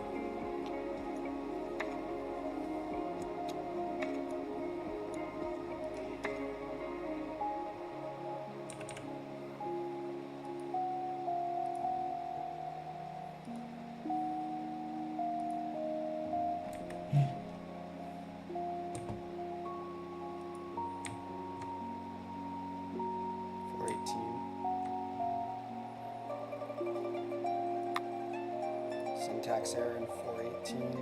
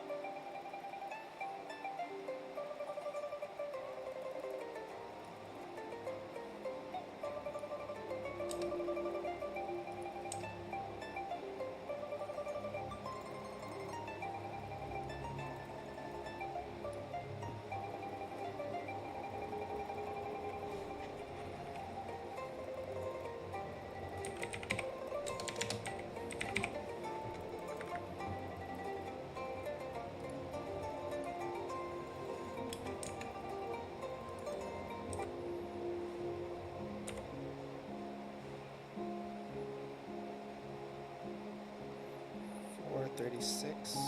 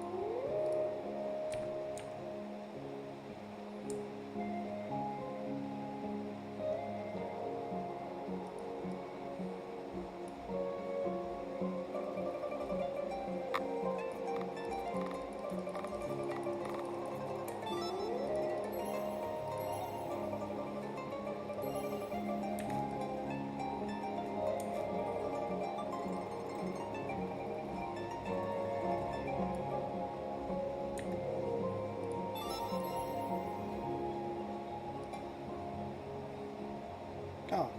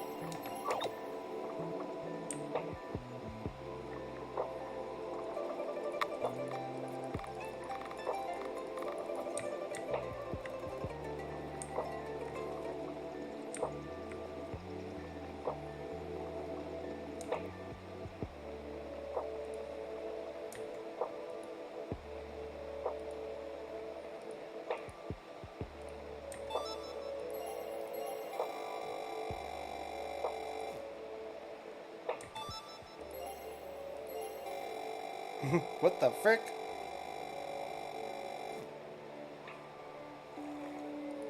What's going on there?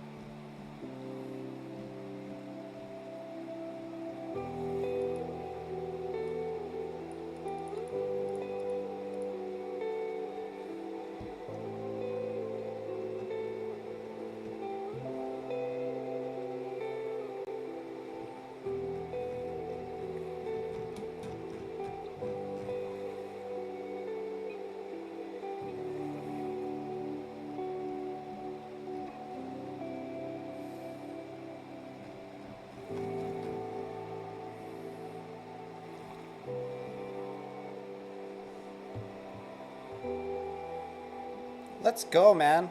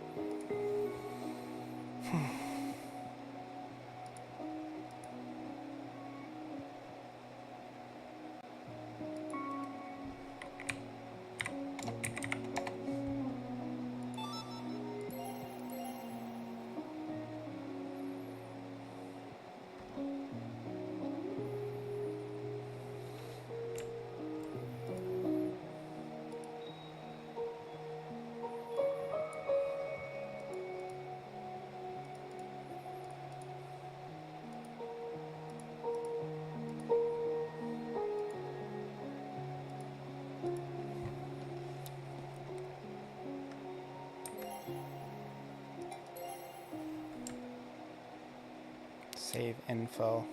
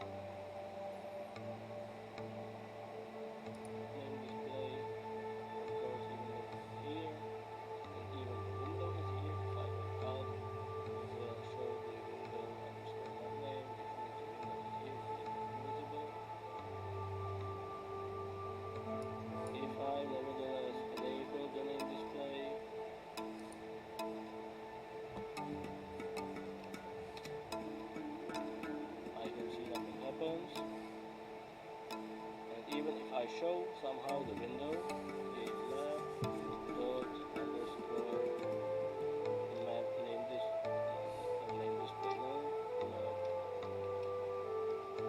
how the window calls.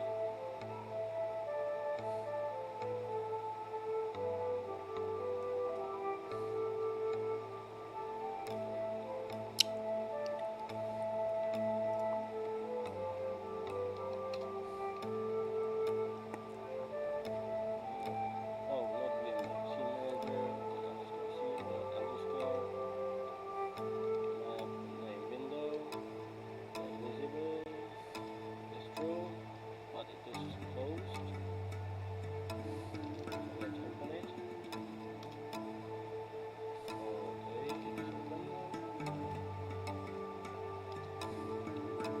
Yes. 5.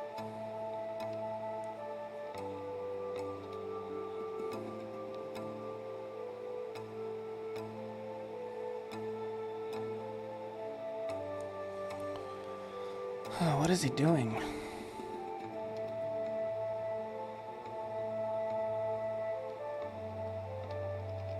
Opacity is 0, yes. So let's make opacity to 255.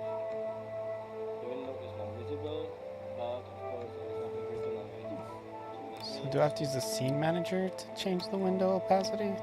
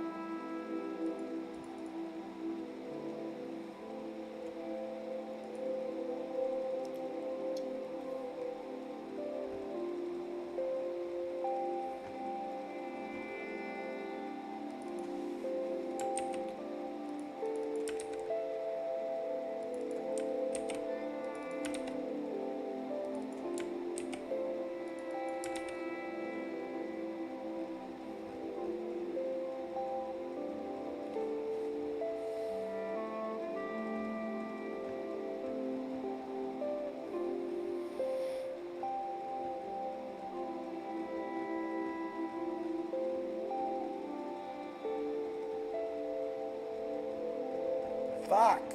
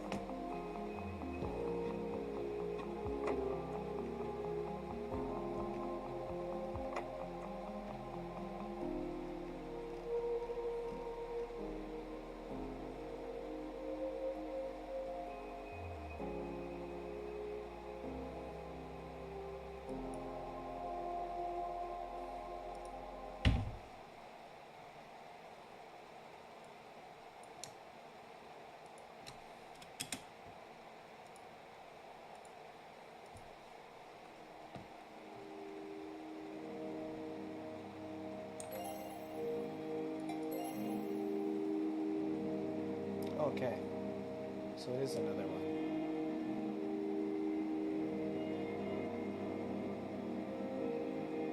So what is it? What is changing it? It must be that log hunter background.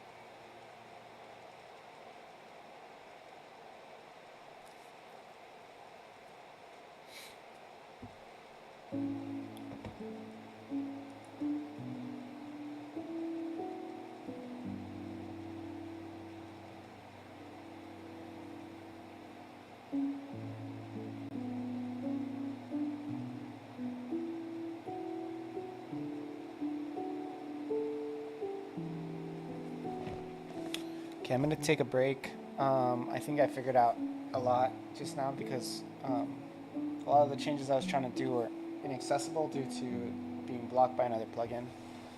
I should have figured that out quicker, but whatever. I got it. So I think what I'm gonna do from here is make custom menus for each save scene. Yeah. That's going to be what I'm working on for like the next week. Because I want my save scenes to have a more customized feel.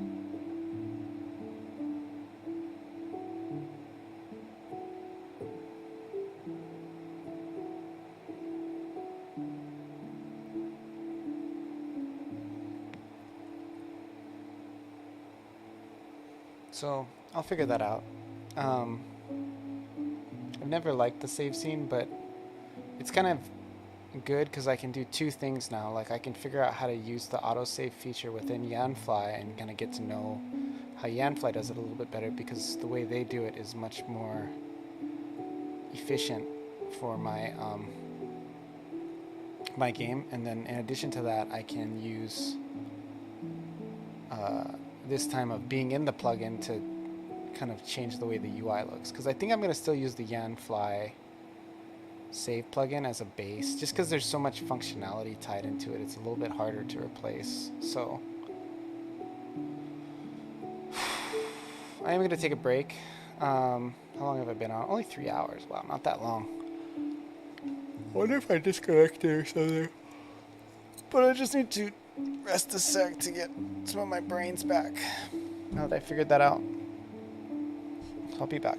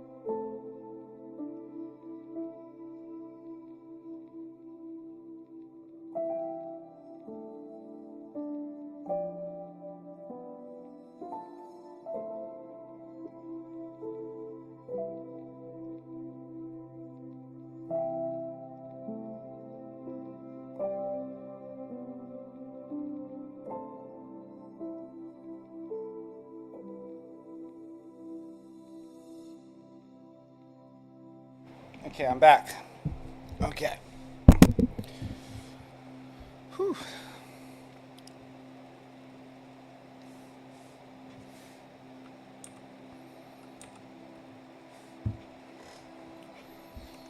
So, basically, what I'm doing now is I'm going to redo some of the backgrounds for the UI to bring try to bring a little bit more of a level of consistency.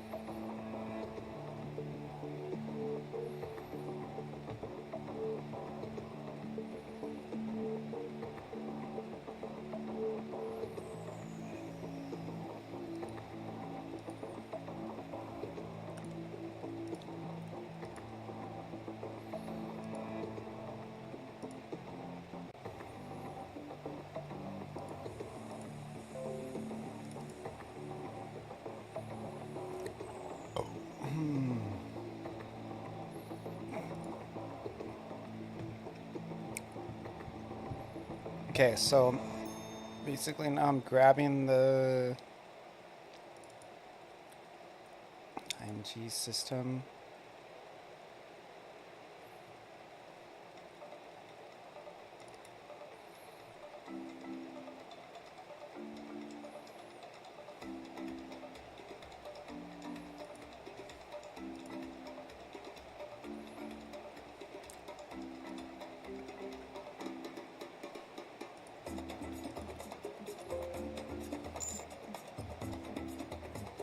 Home from work? Awesome.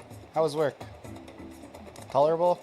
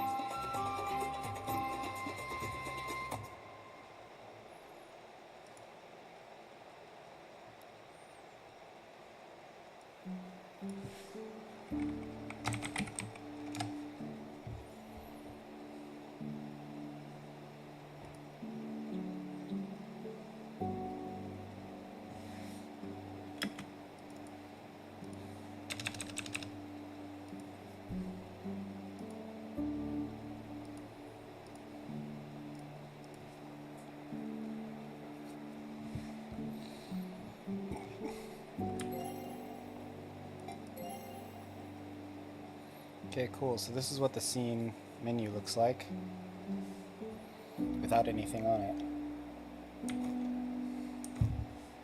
Let's try it when we talk to this dude.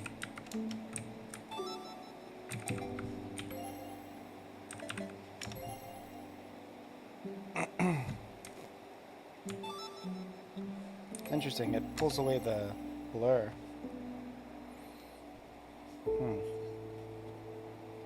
It like removes the filter.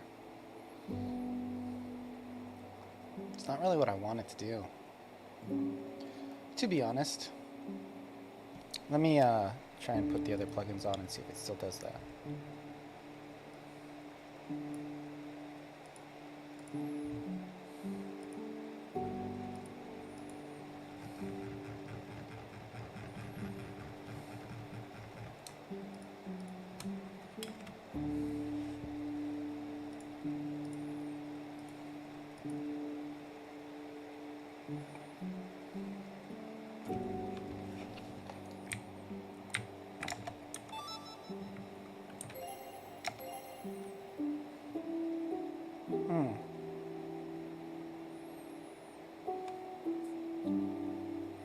It's interesting. It's very, Did I say something? Yeah, I'm always saying something. I just was talking about how I'm kind of editing my... Break it, yeah. I'm editing the background so that I use like an image. Gotta turn on the screenshot plugin.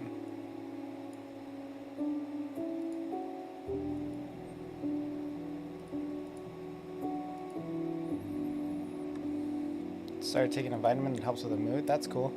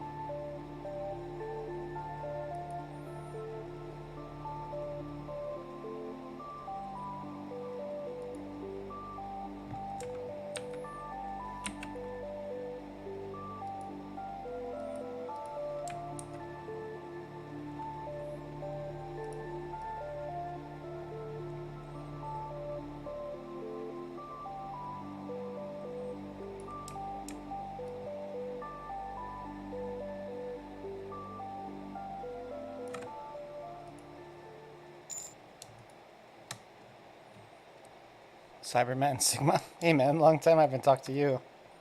How are you doing? How's life treating you?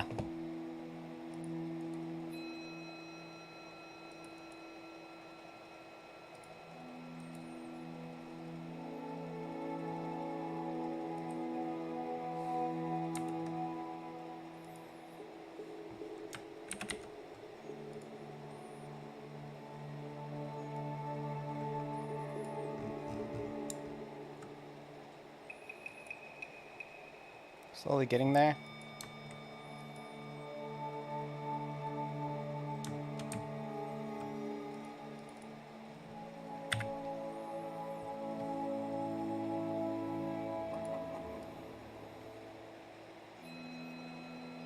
Me too, slowly getting there.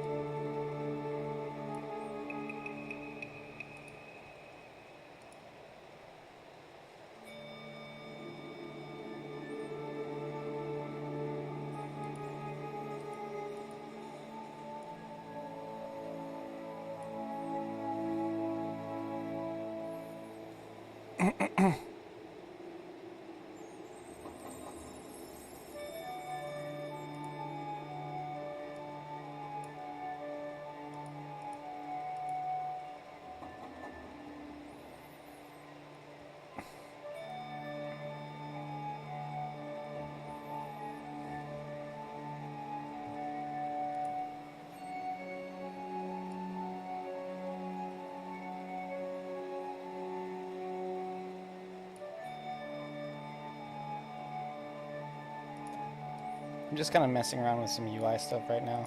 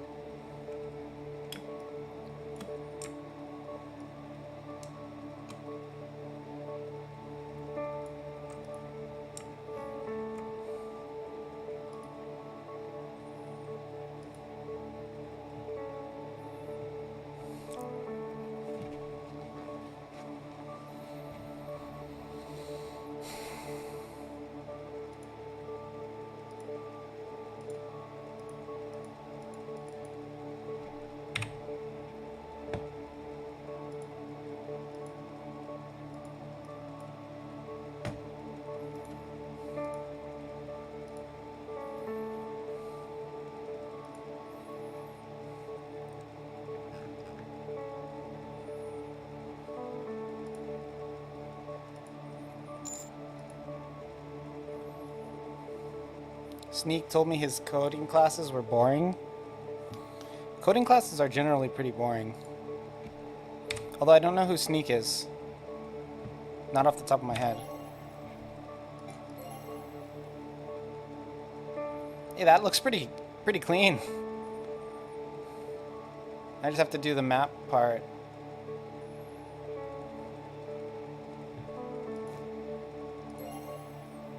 Pretty clean for a prototype. Save is a little bit misaligned, but a friend of mine. Yeah.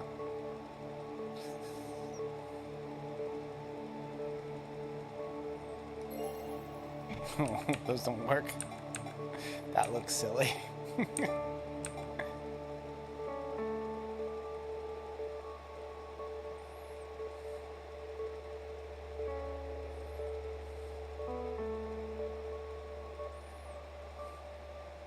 I'm gonna eventually make it so the character's like on the inside, and then all that other info is like on a different thing.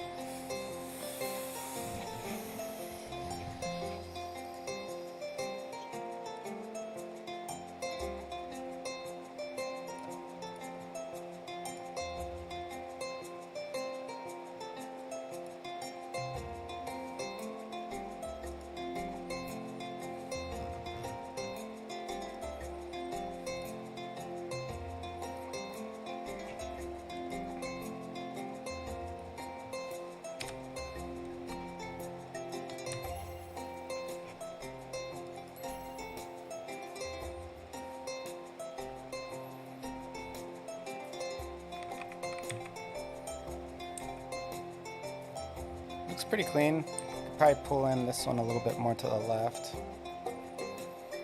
And I just gotta move the characters around. So if I go add it to, you can see the consistency in the menu if I grab this one. And I go to,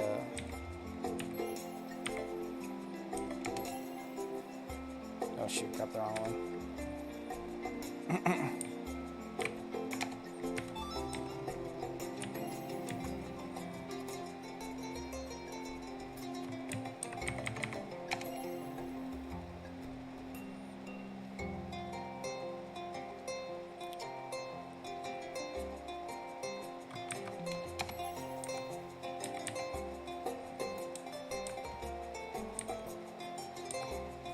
Probably gonna just make this go all the way to the edge so that it has a little bit more consistency.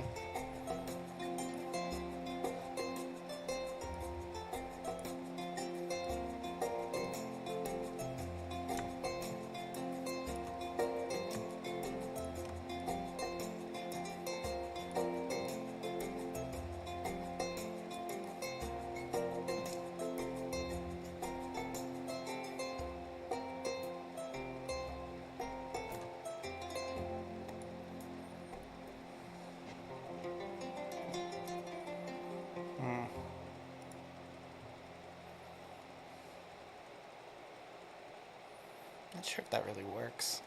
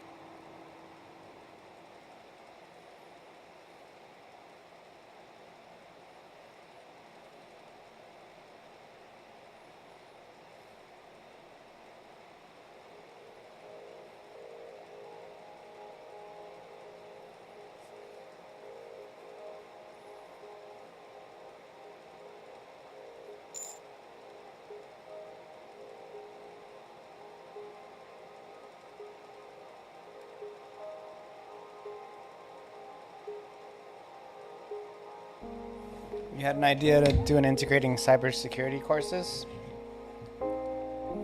Yeah, that sounds like that could be a lot.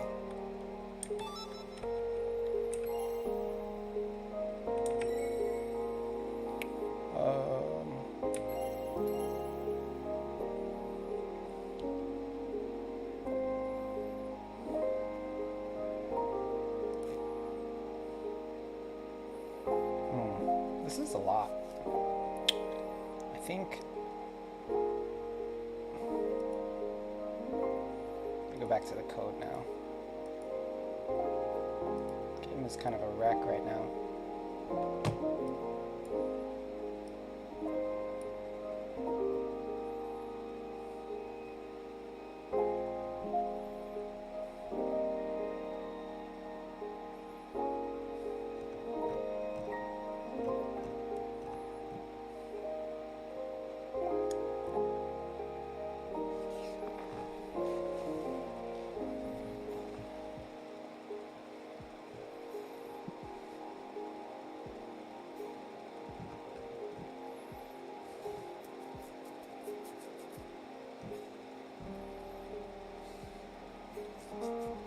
Like food on my chin.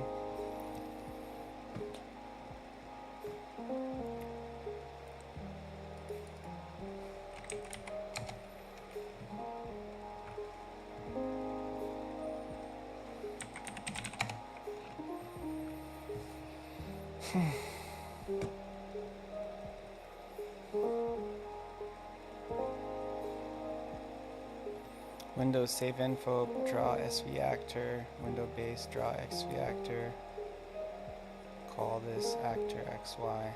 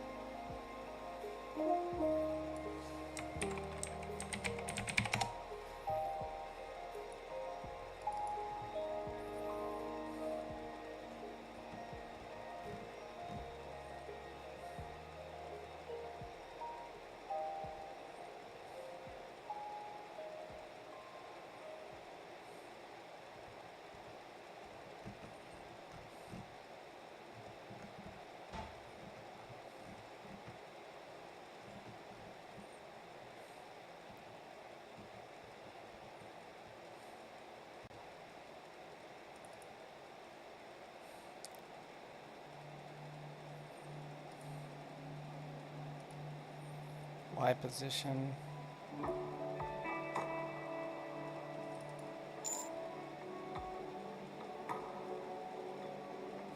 It's a lot, which is why I'm not doing it. It's too early and I don't know enough to simplify it in interesting ways. Yeah.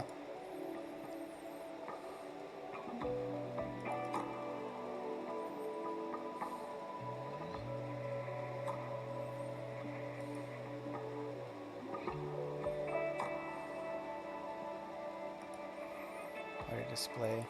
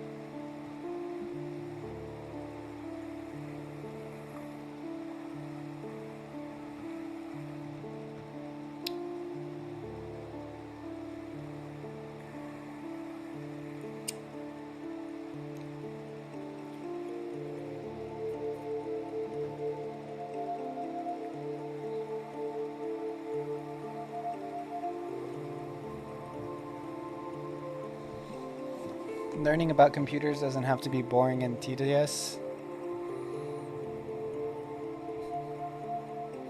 Yeah. Sometimes it might have to be.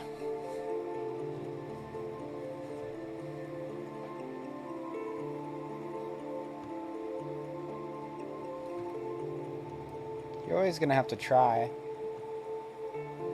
But, I mean, if you're the type of person who learns stuff through classes, you already, I mean,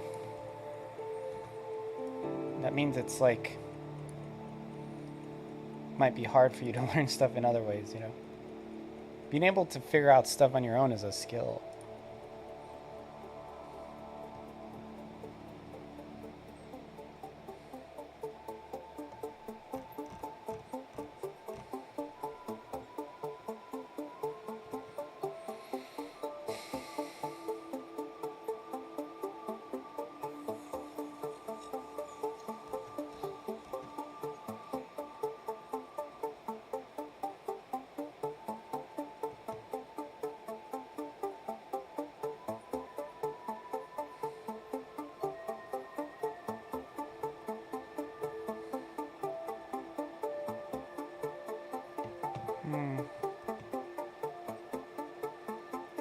Trying to learn what this is really like. I really don't like the abbreviations they used in this because I don't know what they mean. What the heck is FH, FW, FX, var diff? Like what? What diff? What is it the difference of? Guess I just have to figure it out.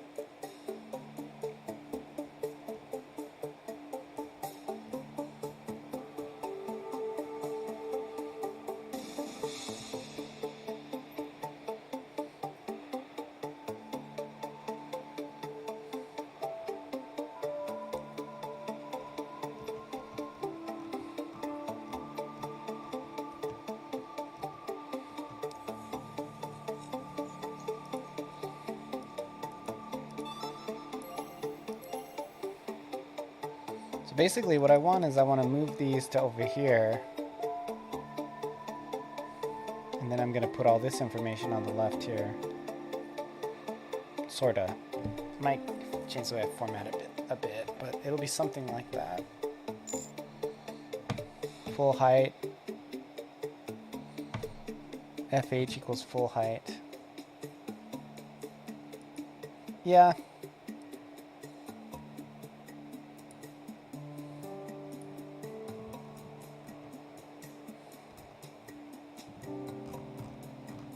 Let's look at that again.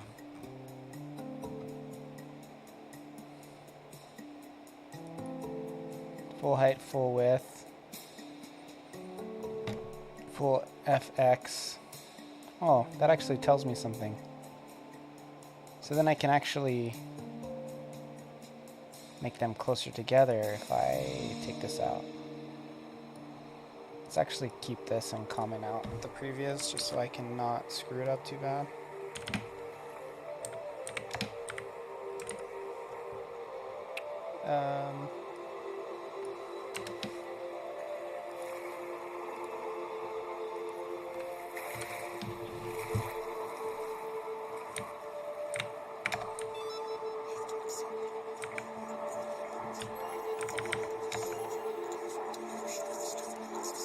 That didn't do anything.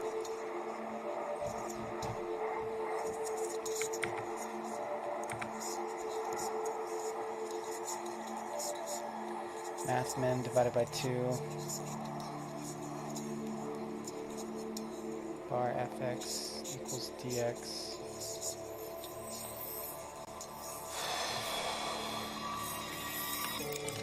Try divided by more. See if that'll make it move.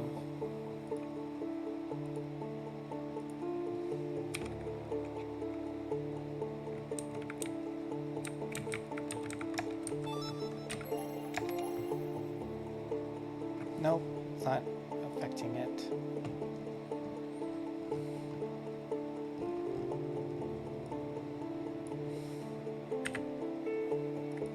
Let's revert that back.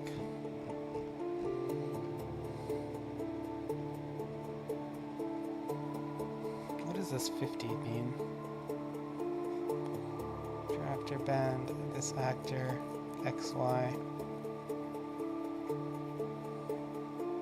If bitmap width is less than parent, return set timeout.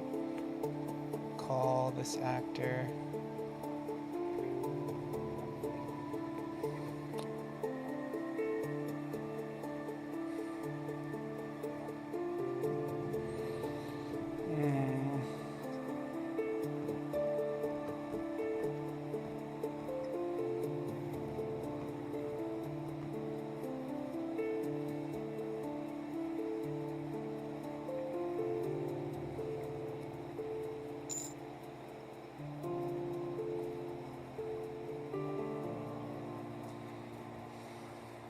MV's crash. I don't think MV's too hard to diagnose personally. You just have to mark where you change stuff, and then test it often, and you'll be fine.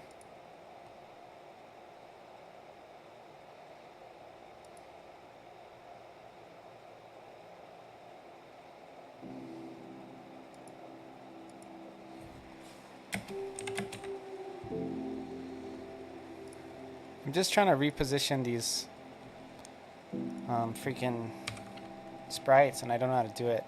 After I reposition them, the next thing is I'll animate them. Okay, so that repositioned the text, but that actually gives me clues, because if var length is how they're thinking of it, so then that's an indication that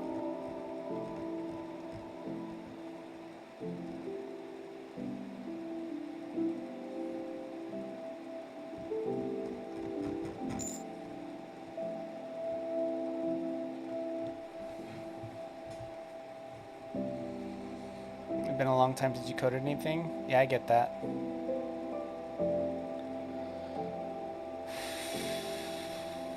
This save contents, max party members, divided by 4. Let's try that, see if that does it.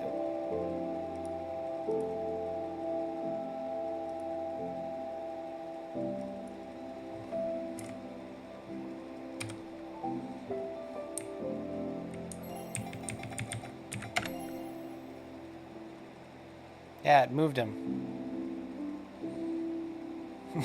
It moved him a bunch.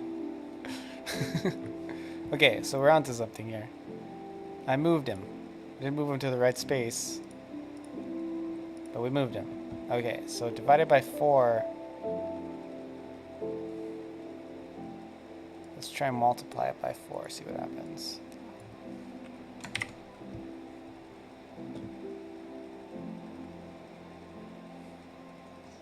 I think the reason why is because there was like a negative number or something that I don't really care to identify. I'll just keep messing with it until I find it.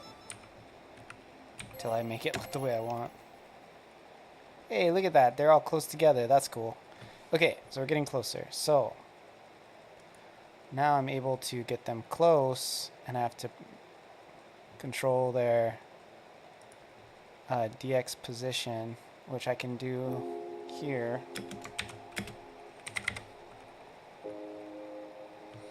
And I can also control their DY,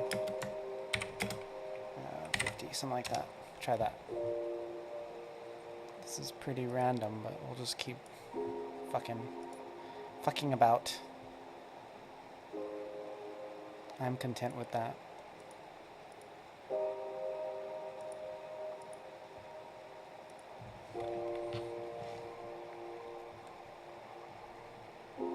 See, when you're using someone else's code, it sometimes is better just to like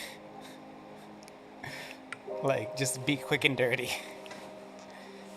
If you get too obsessed over like making their code look nice, it's just not always the most practical way to go about it. Sometimes you gotta just let it be bad.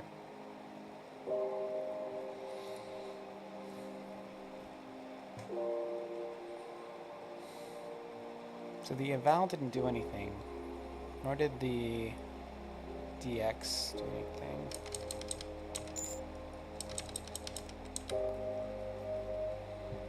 Actually, that did do something. This one did something.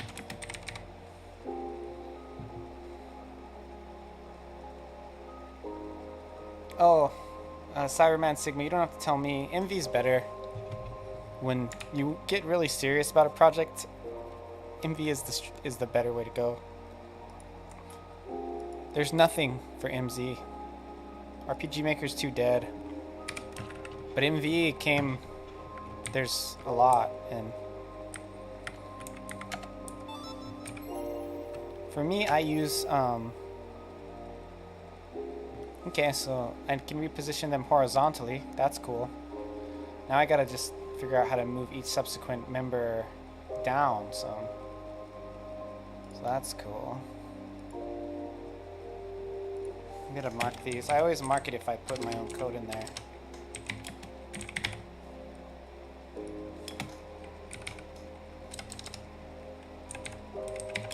So I can remember if I...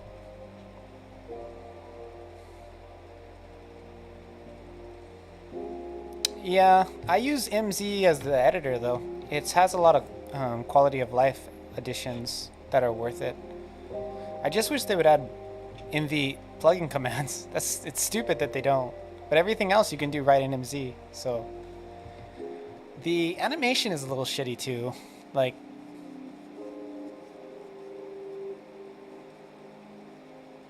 yeah, I don't really want to open up VXAce. That just seems like too much. There's not a lot of... I don't really feel like the amount of open source stuff is greater on in VXAce, which is why MV is better than MZ.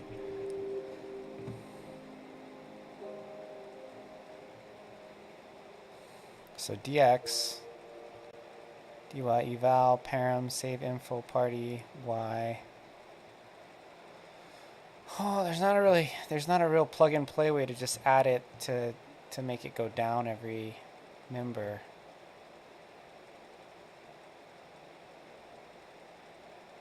DW. I guess I could actually add the DX to it. Let's try that. That's kind of wild, but we'll try it.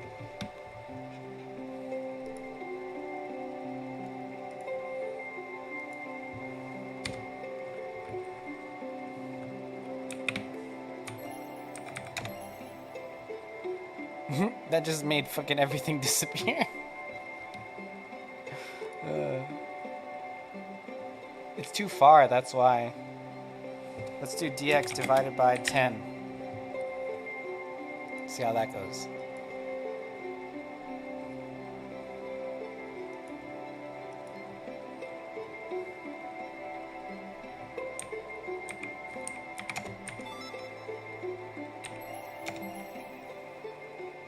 Still everything's too far down.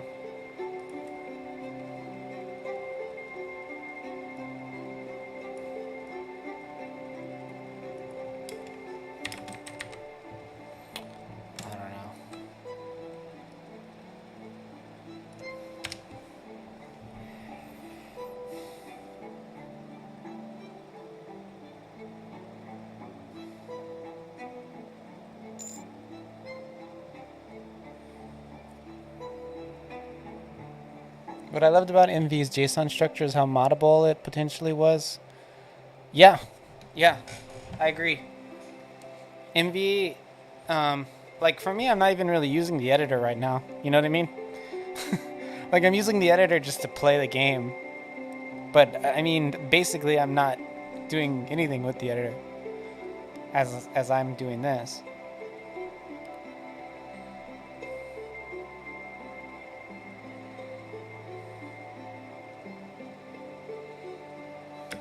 try this. Plus this actor. Yeah, we can do this.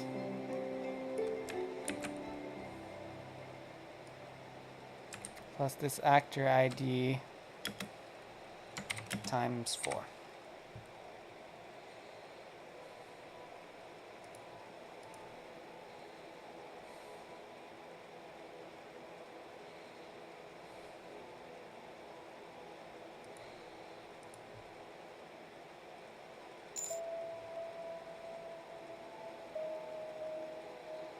I don't even see the code.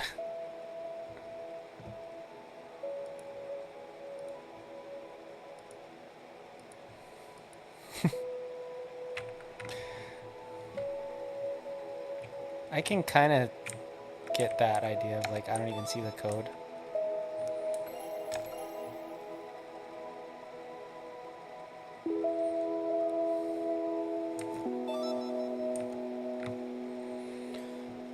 Oh.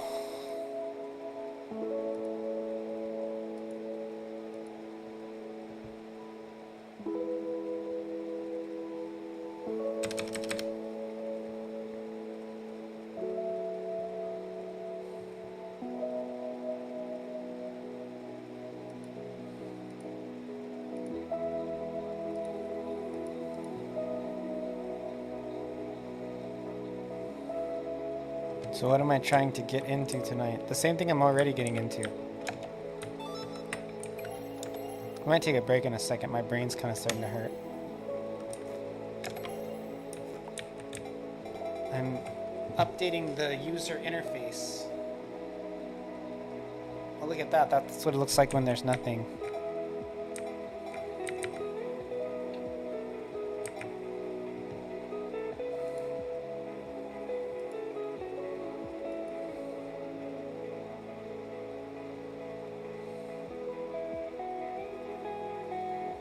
Wait, that's not what I want. I want party member ID. I heard you like 2, 3, 10 friends trying to come through. Had like 2, 3 friends. What do you mean?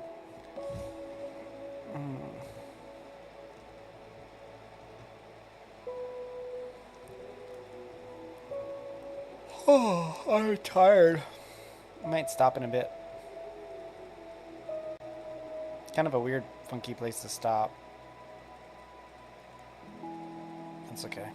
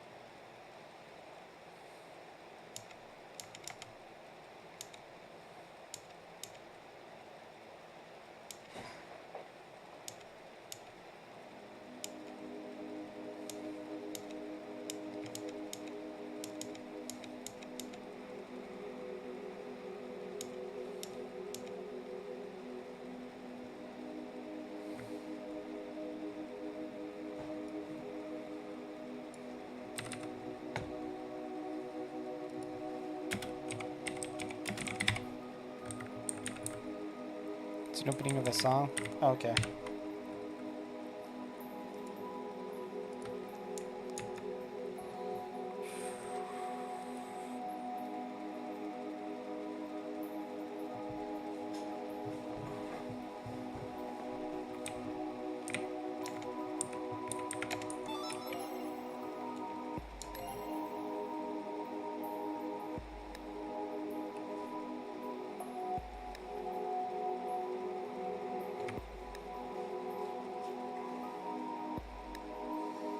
I need to offset them.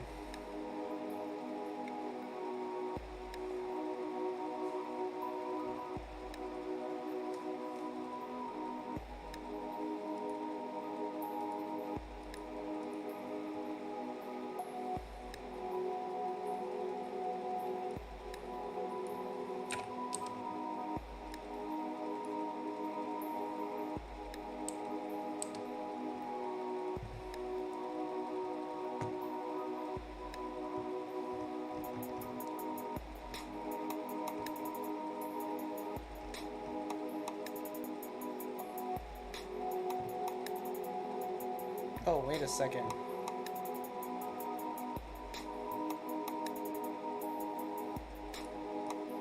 Wait a second.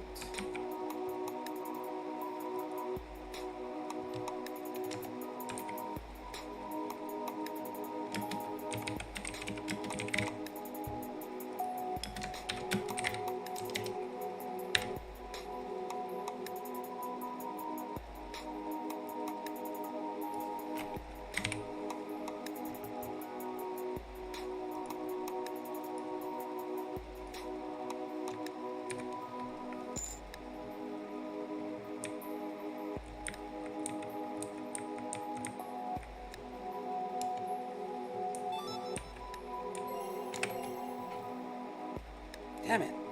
Doesn't work.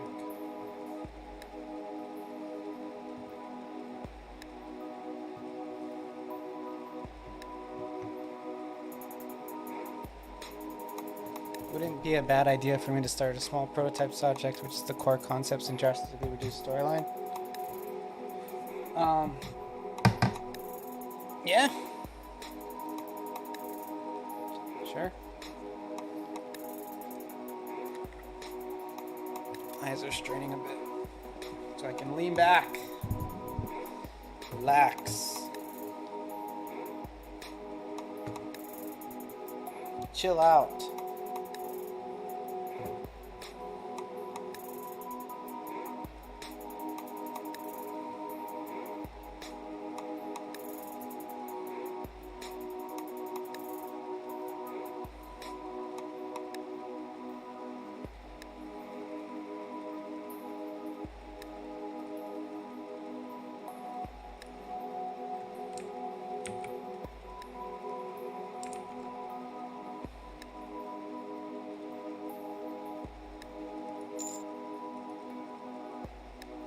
My head straightened out.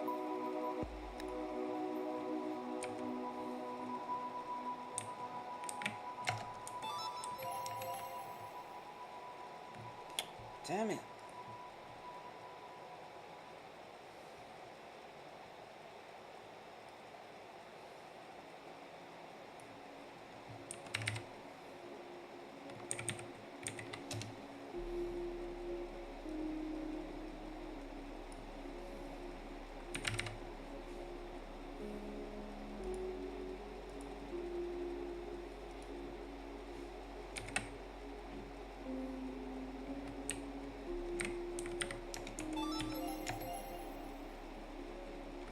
No, those are not doing anything. What is that changing? It doesn't change shit.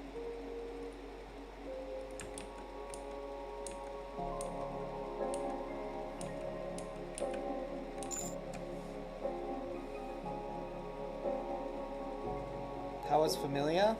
How is Familia? I'm still working on it. It's doing good.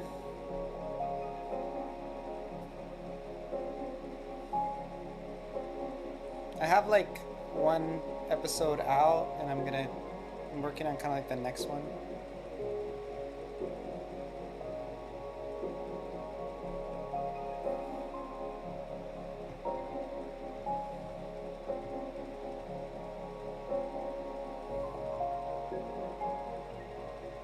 Oh, whoa. If it's 4, you just draw this. What the heck?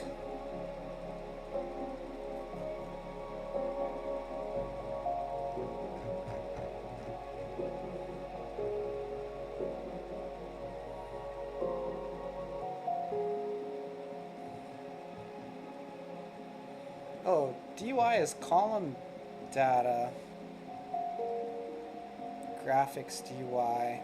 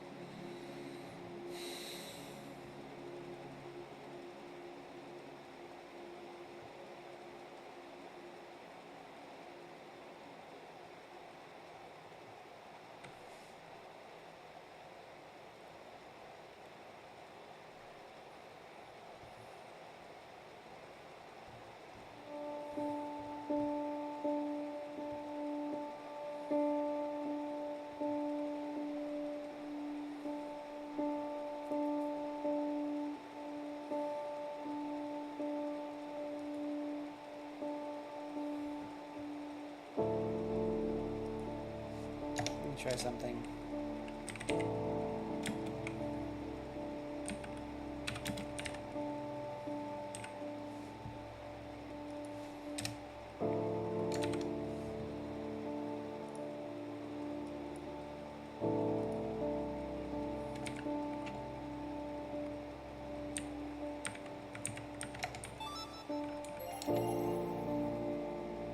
Damn it, dude.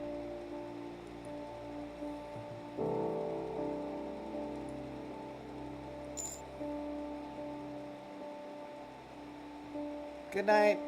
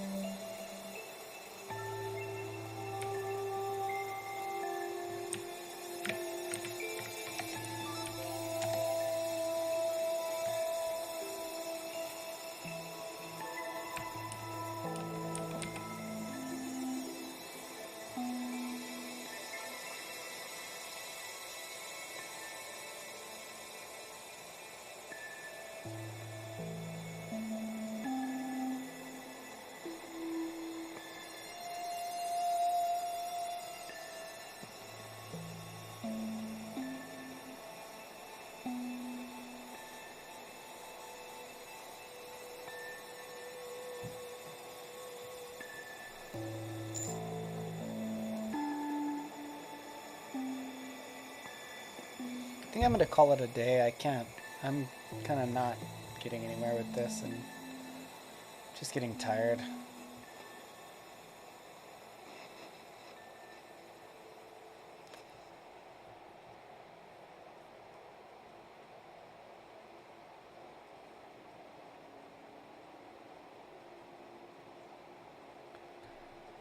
So the way I changed this is because I said I had more members. So that's why.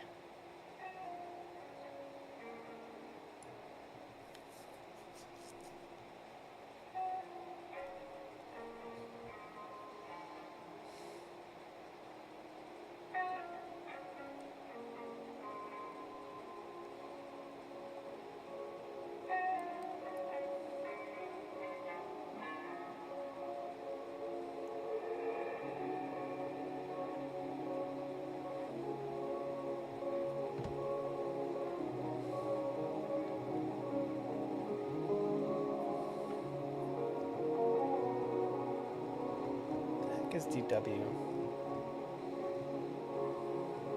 Where are you, DW?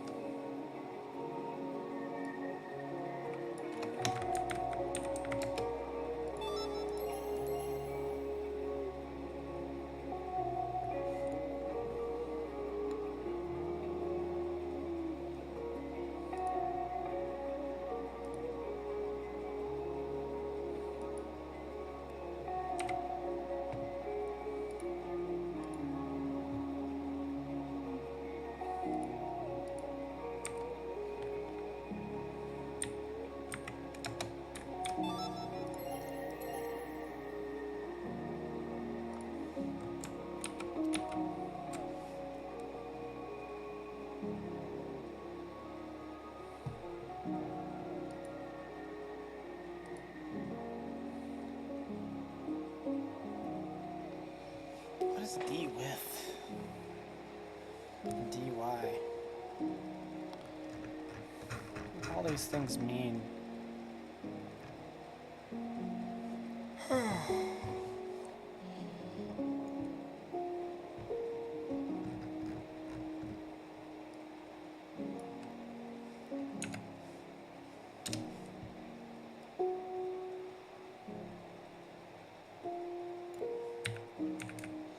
Alrighty. Let's go, dude. Oh my god.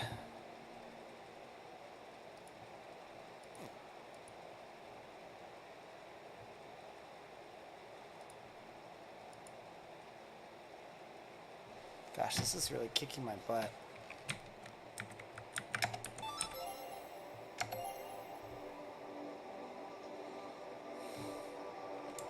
I cannot figure for the life of me how to move those fucking actors. Like, I can move one of them, but not all of them. And that's the problem. Like, I mean, I can move all of them, but I can't move them unless, like, one is moving more than the other. It's kind of bumming me out.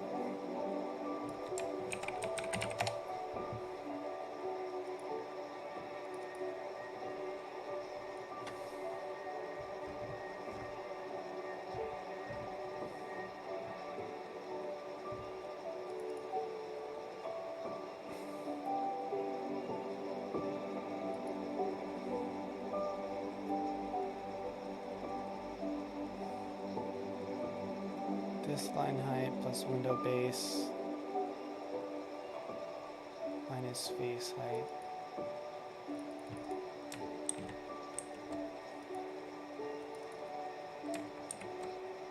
And it's 34. 50 plus 34.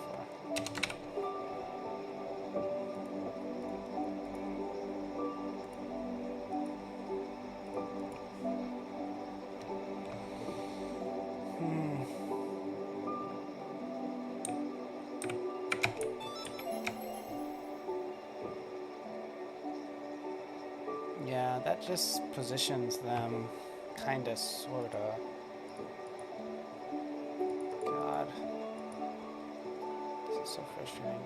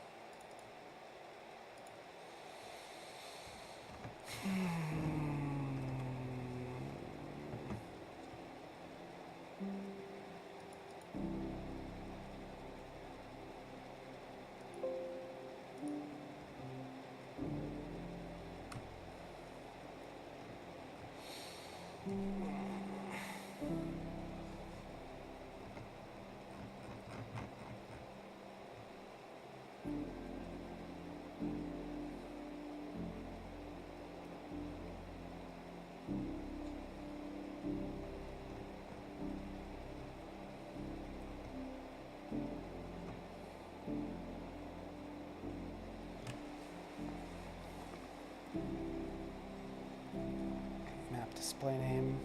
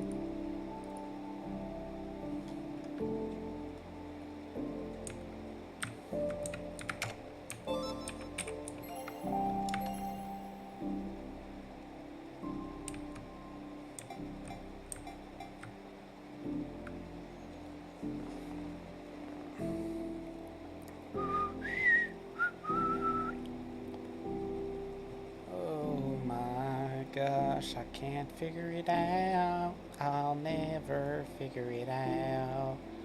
What the hell is happening? I don't understand it. I will never understand it.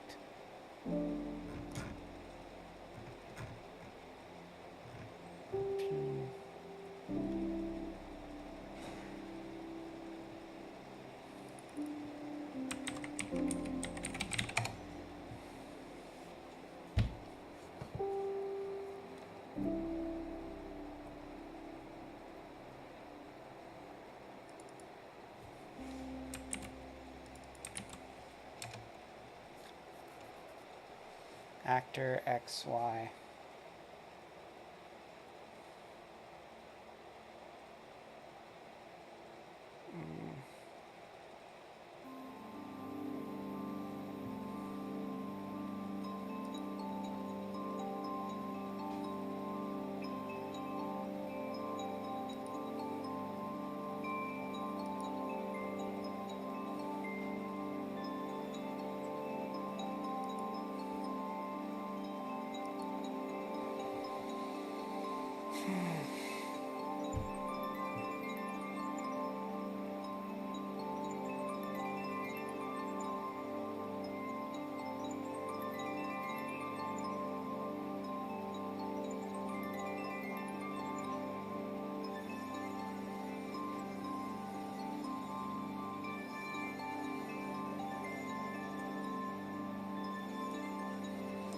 There's no way to like... See, they're written from left to right by default. Even if I could just do some kind of break between each one. I don't know how though, I can't figure it out.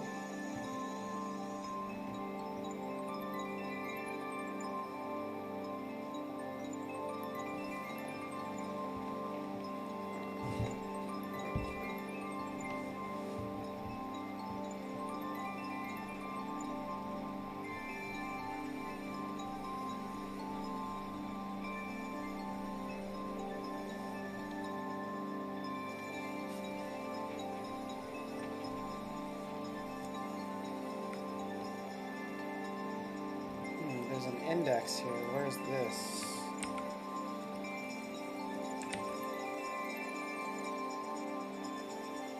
Index equals character index. Oh.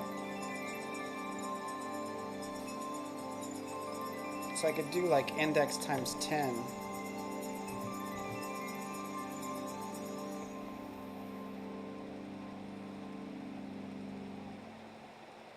Plus index.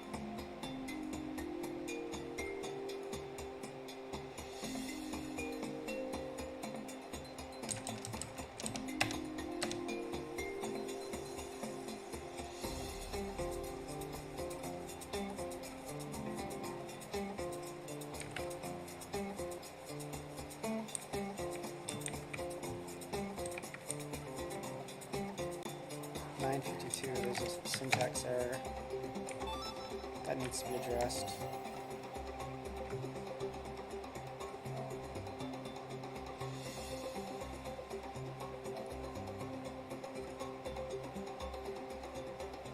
Oh yeah.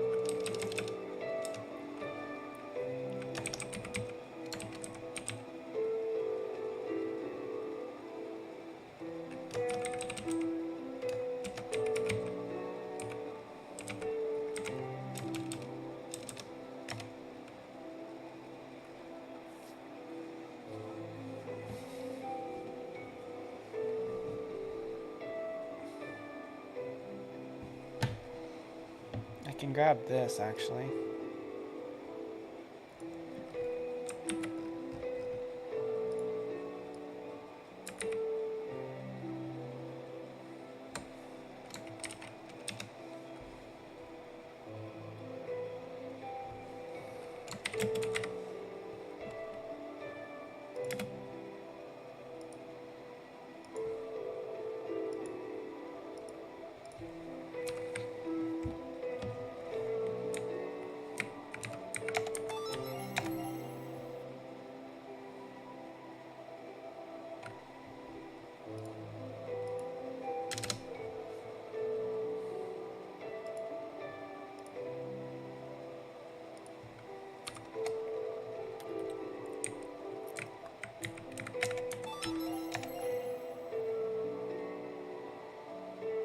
Kind of move them both.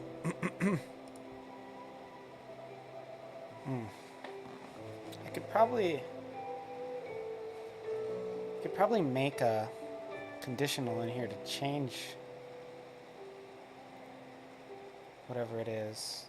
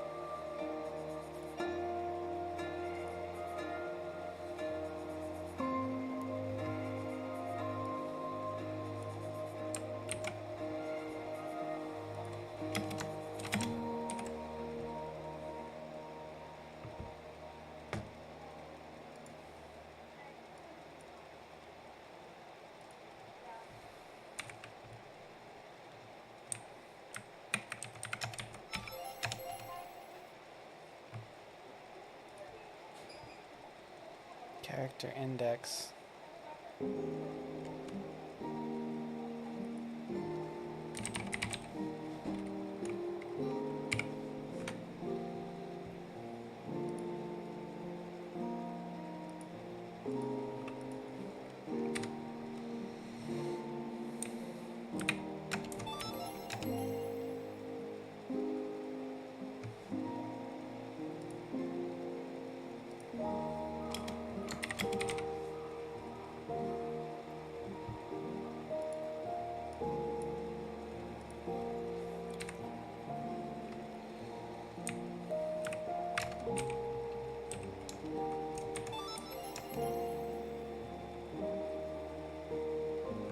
It doesn't work.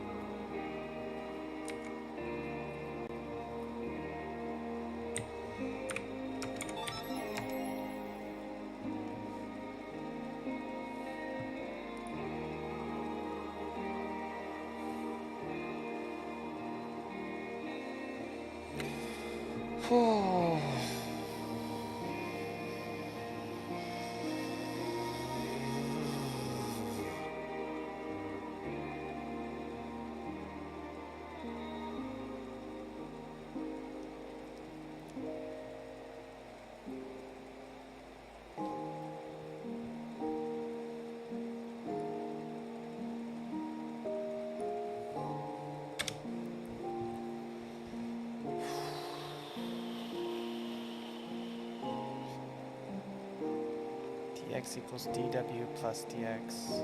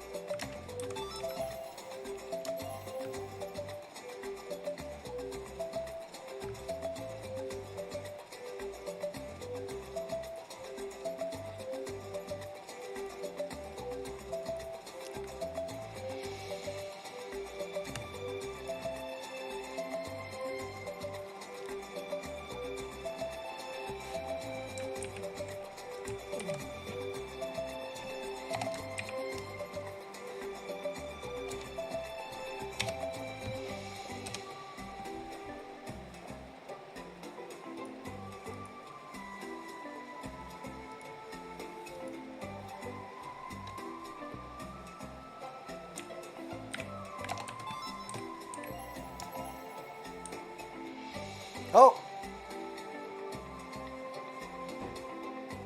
Did it.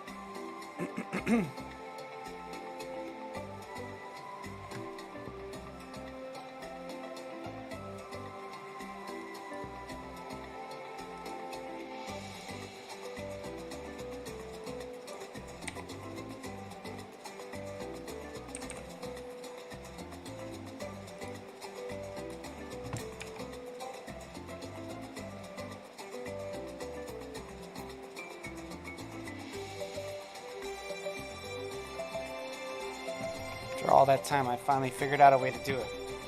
Kind of. So a lot of funkiness. Look at that. Now I have to move everything else. Okay, cool. So when I have a party of 4, right, like this.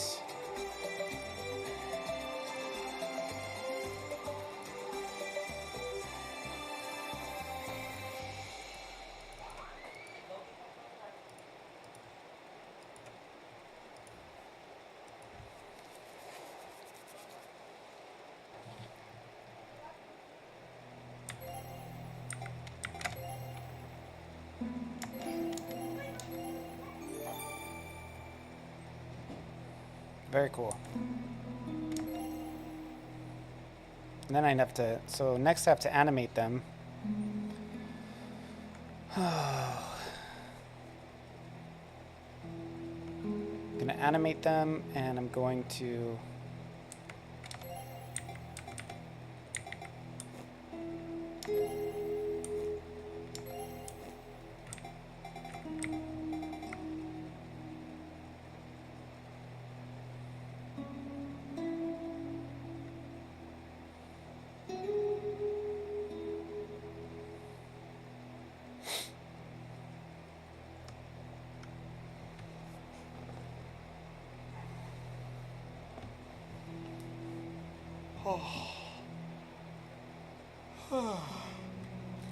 I totally did it.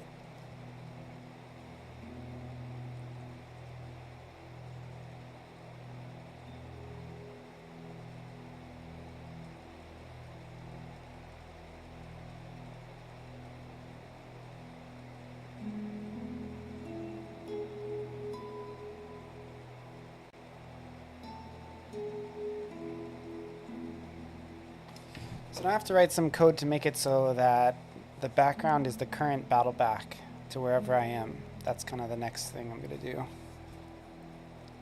Because I want it to be like you choose a slot and it's the actual area that you're at. From here I can kind of keep fidgeting with it and make it better and better over time. I think I'm going to take a break and just kind of hold on to this minor victory. It's not totally there because the dx dy, what I'm going to have to do is I'm going to have to make a separate dx and a separate dy for different things, and then, yeah. But I got the basic idea.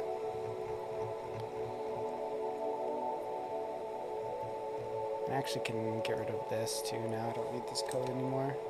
This was kind of a hack. It is no longer necessary.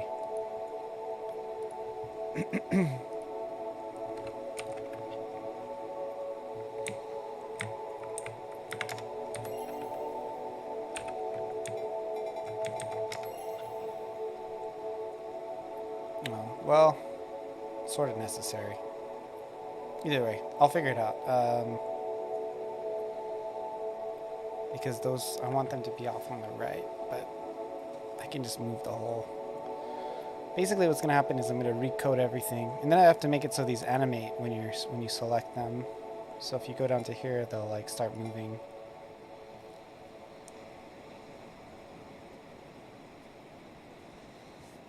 Which will be cool.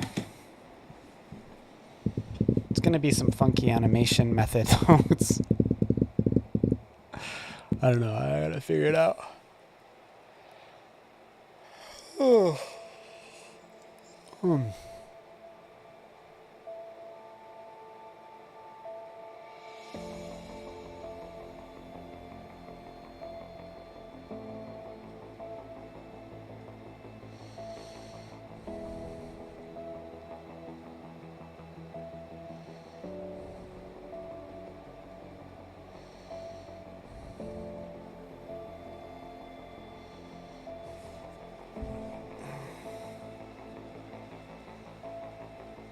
I might even make it scroll or something. I don't know. I'll figure it out. There's a lot to do.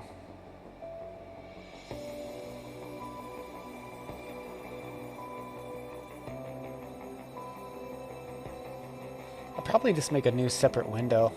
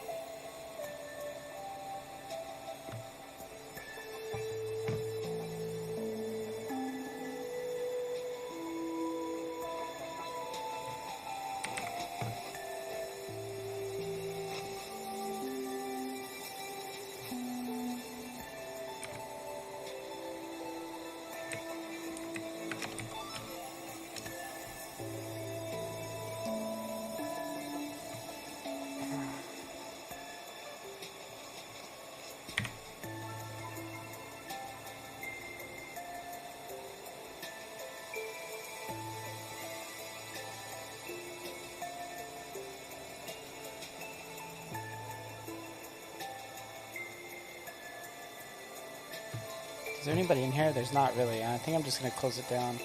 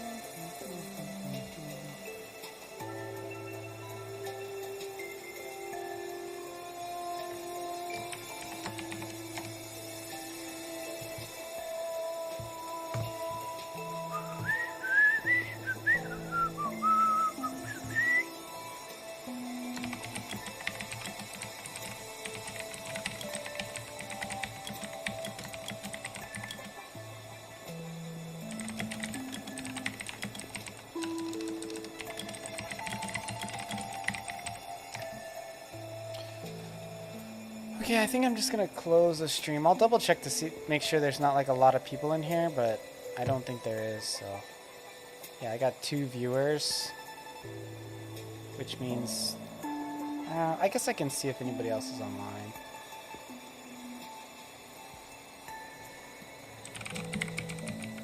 I'm a little tired from Thanksgiving crap right now too, so I kind of just want to. I gotta go to my sister's in a bit, so I want to just take a break until then. We got, what in the world? And this place, I know this Unhinged. place got a bunch of, like, the big boars. Like, bruh. What is Patrick doing? Oh, we're gonna go to visit Patrick.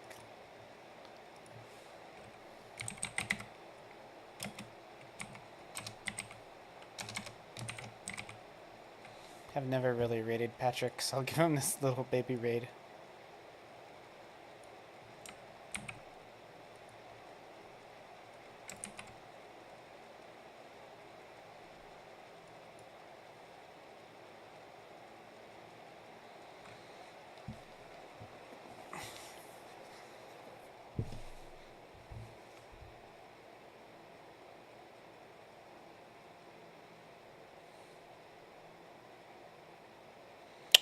All right, we're going with our raid of 2. See you all later. Thank you very much for staying. Bye-bye.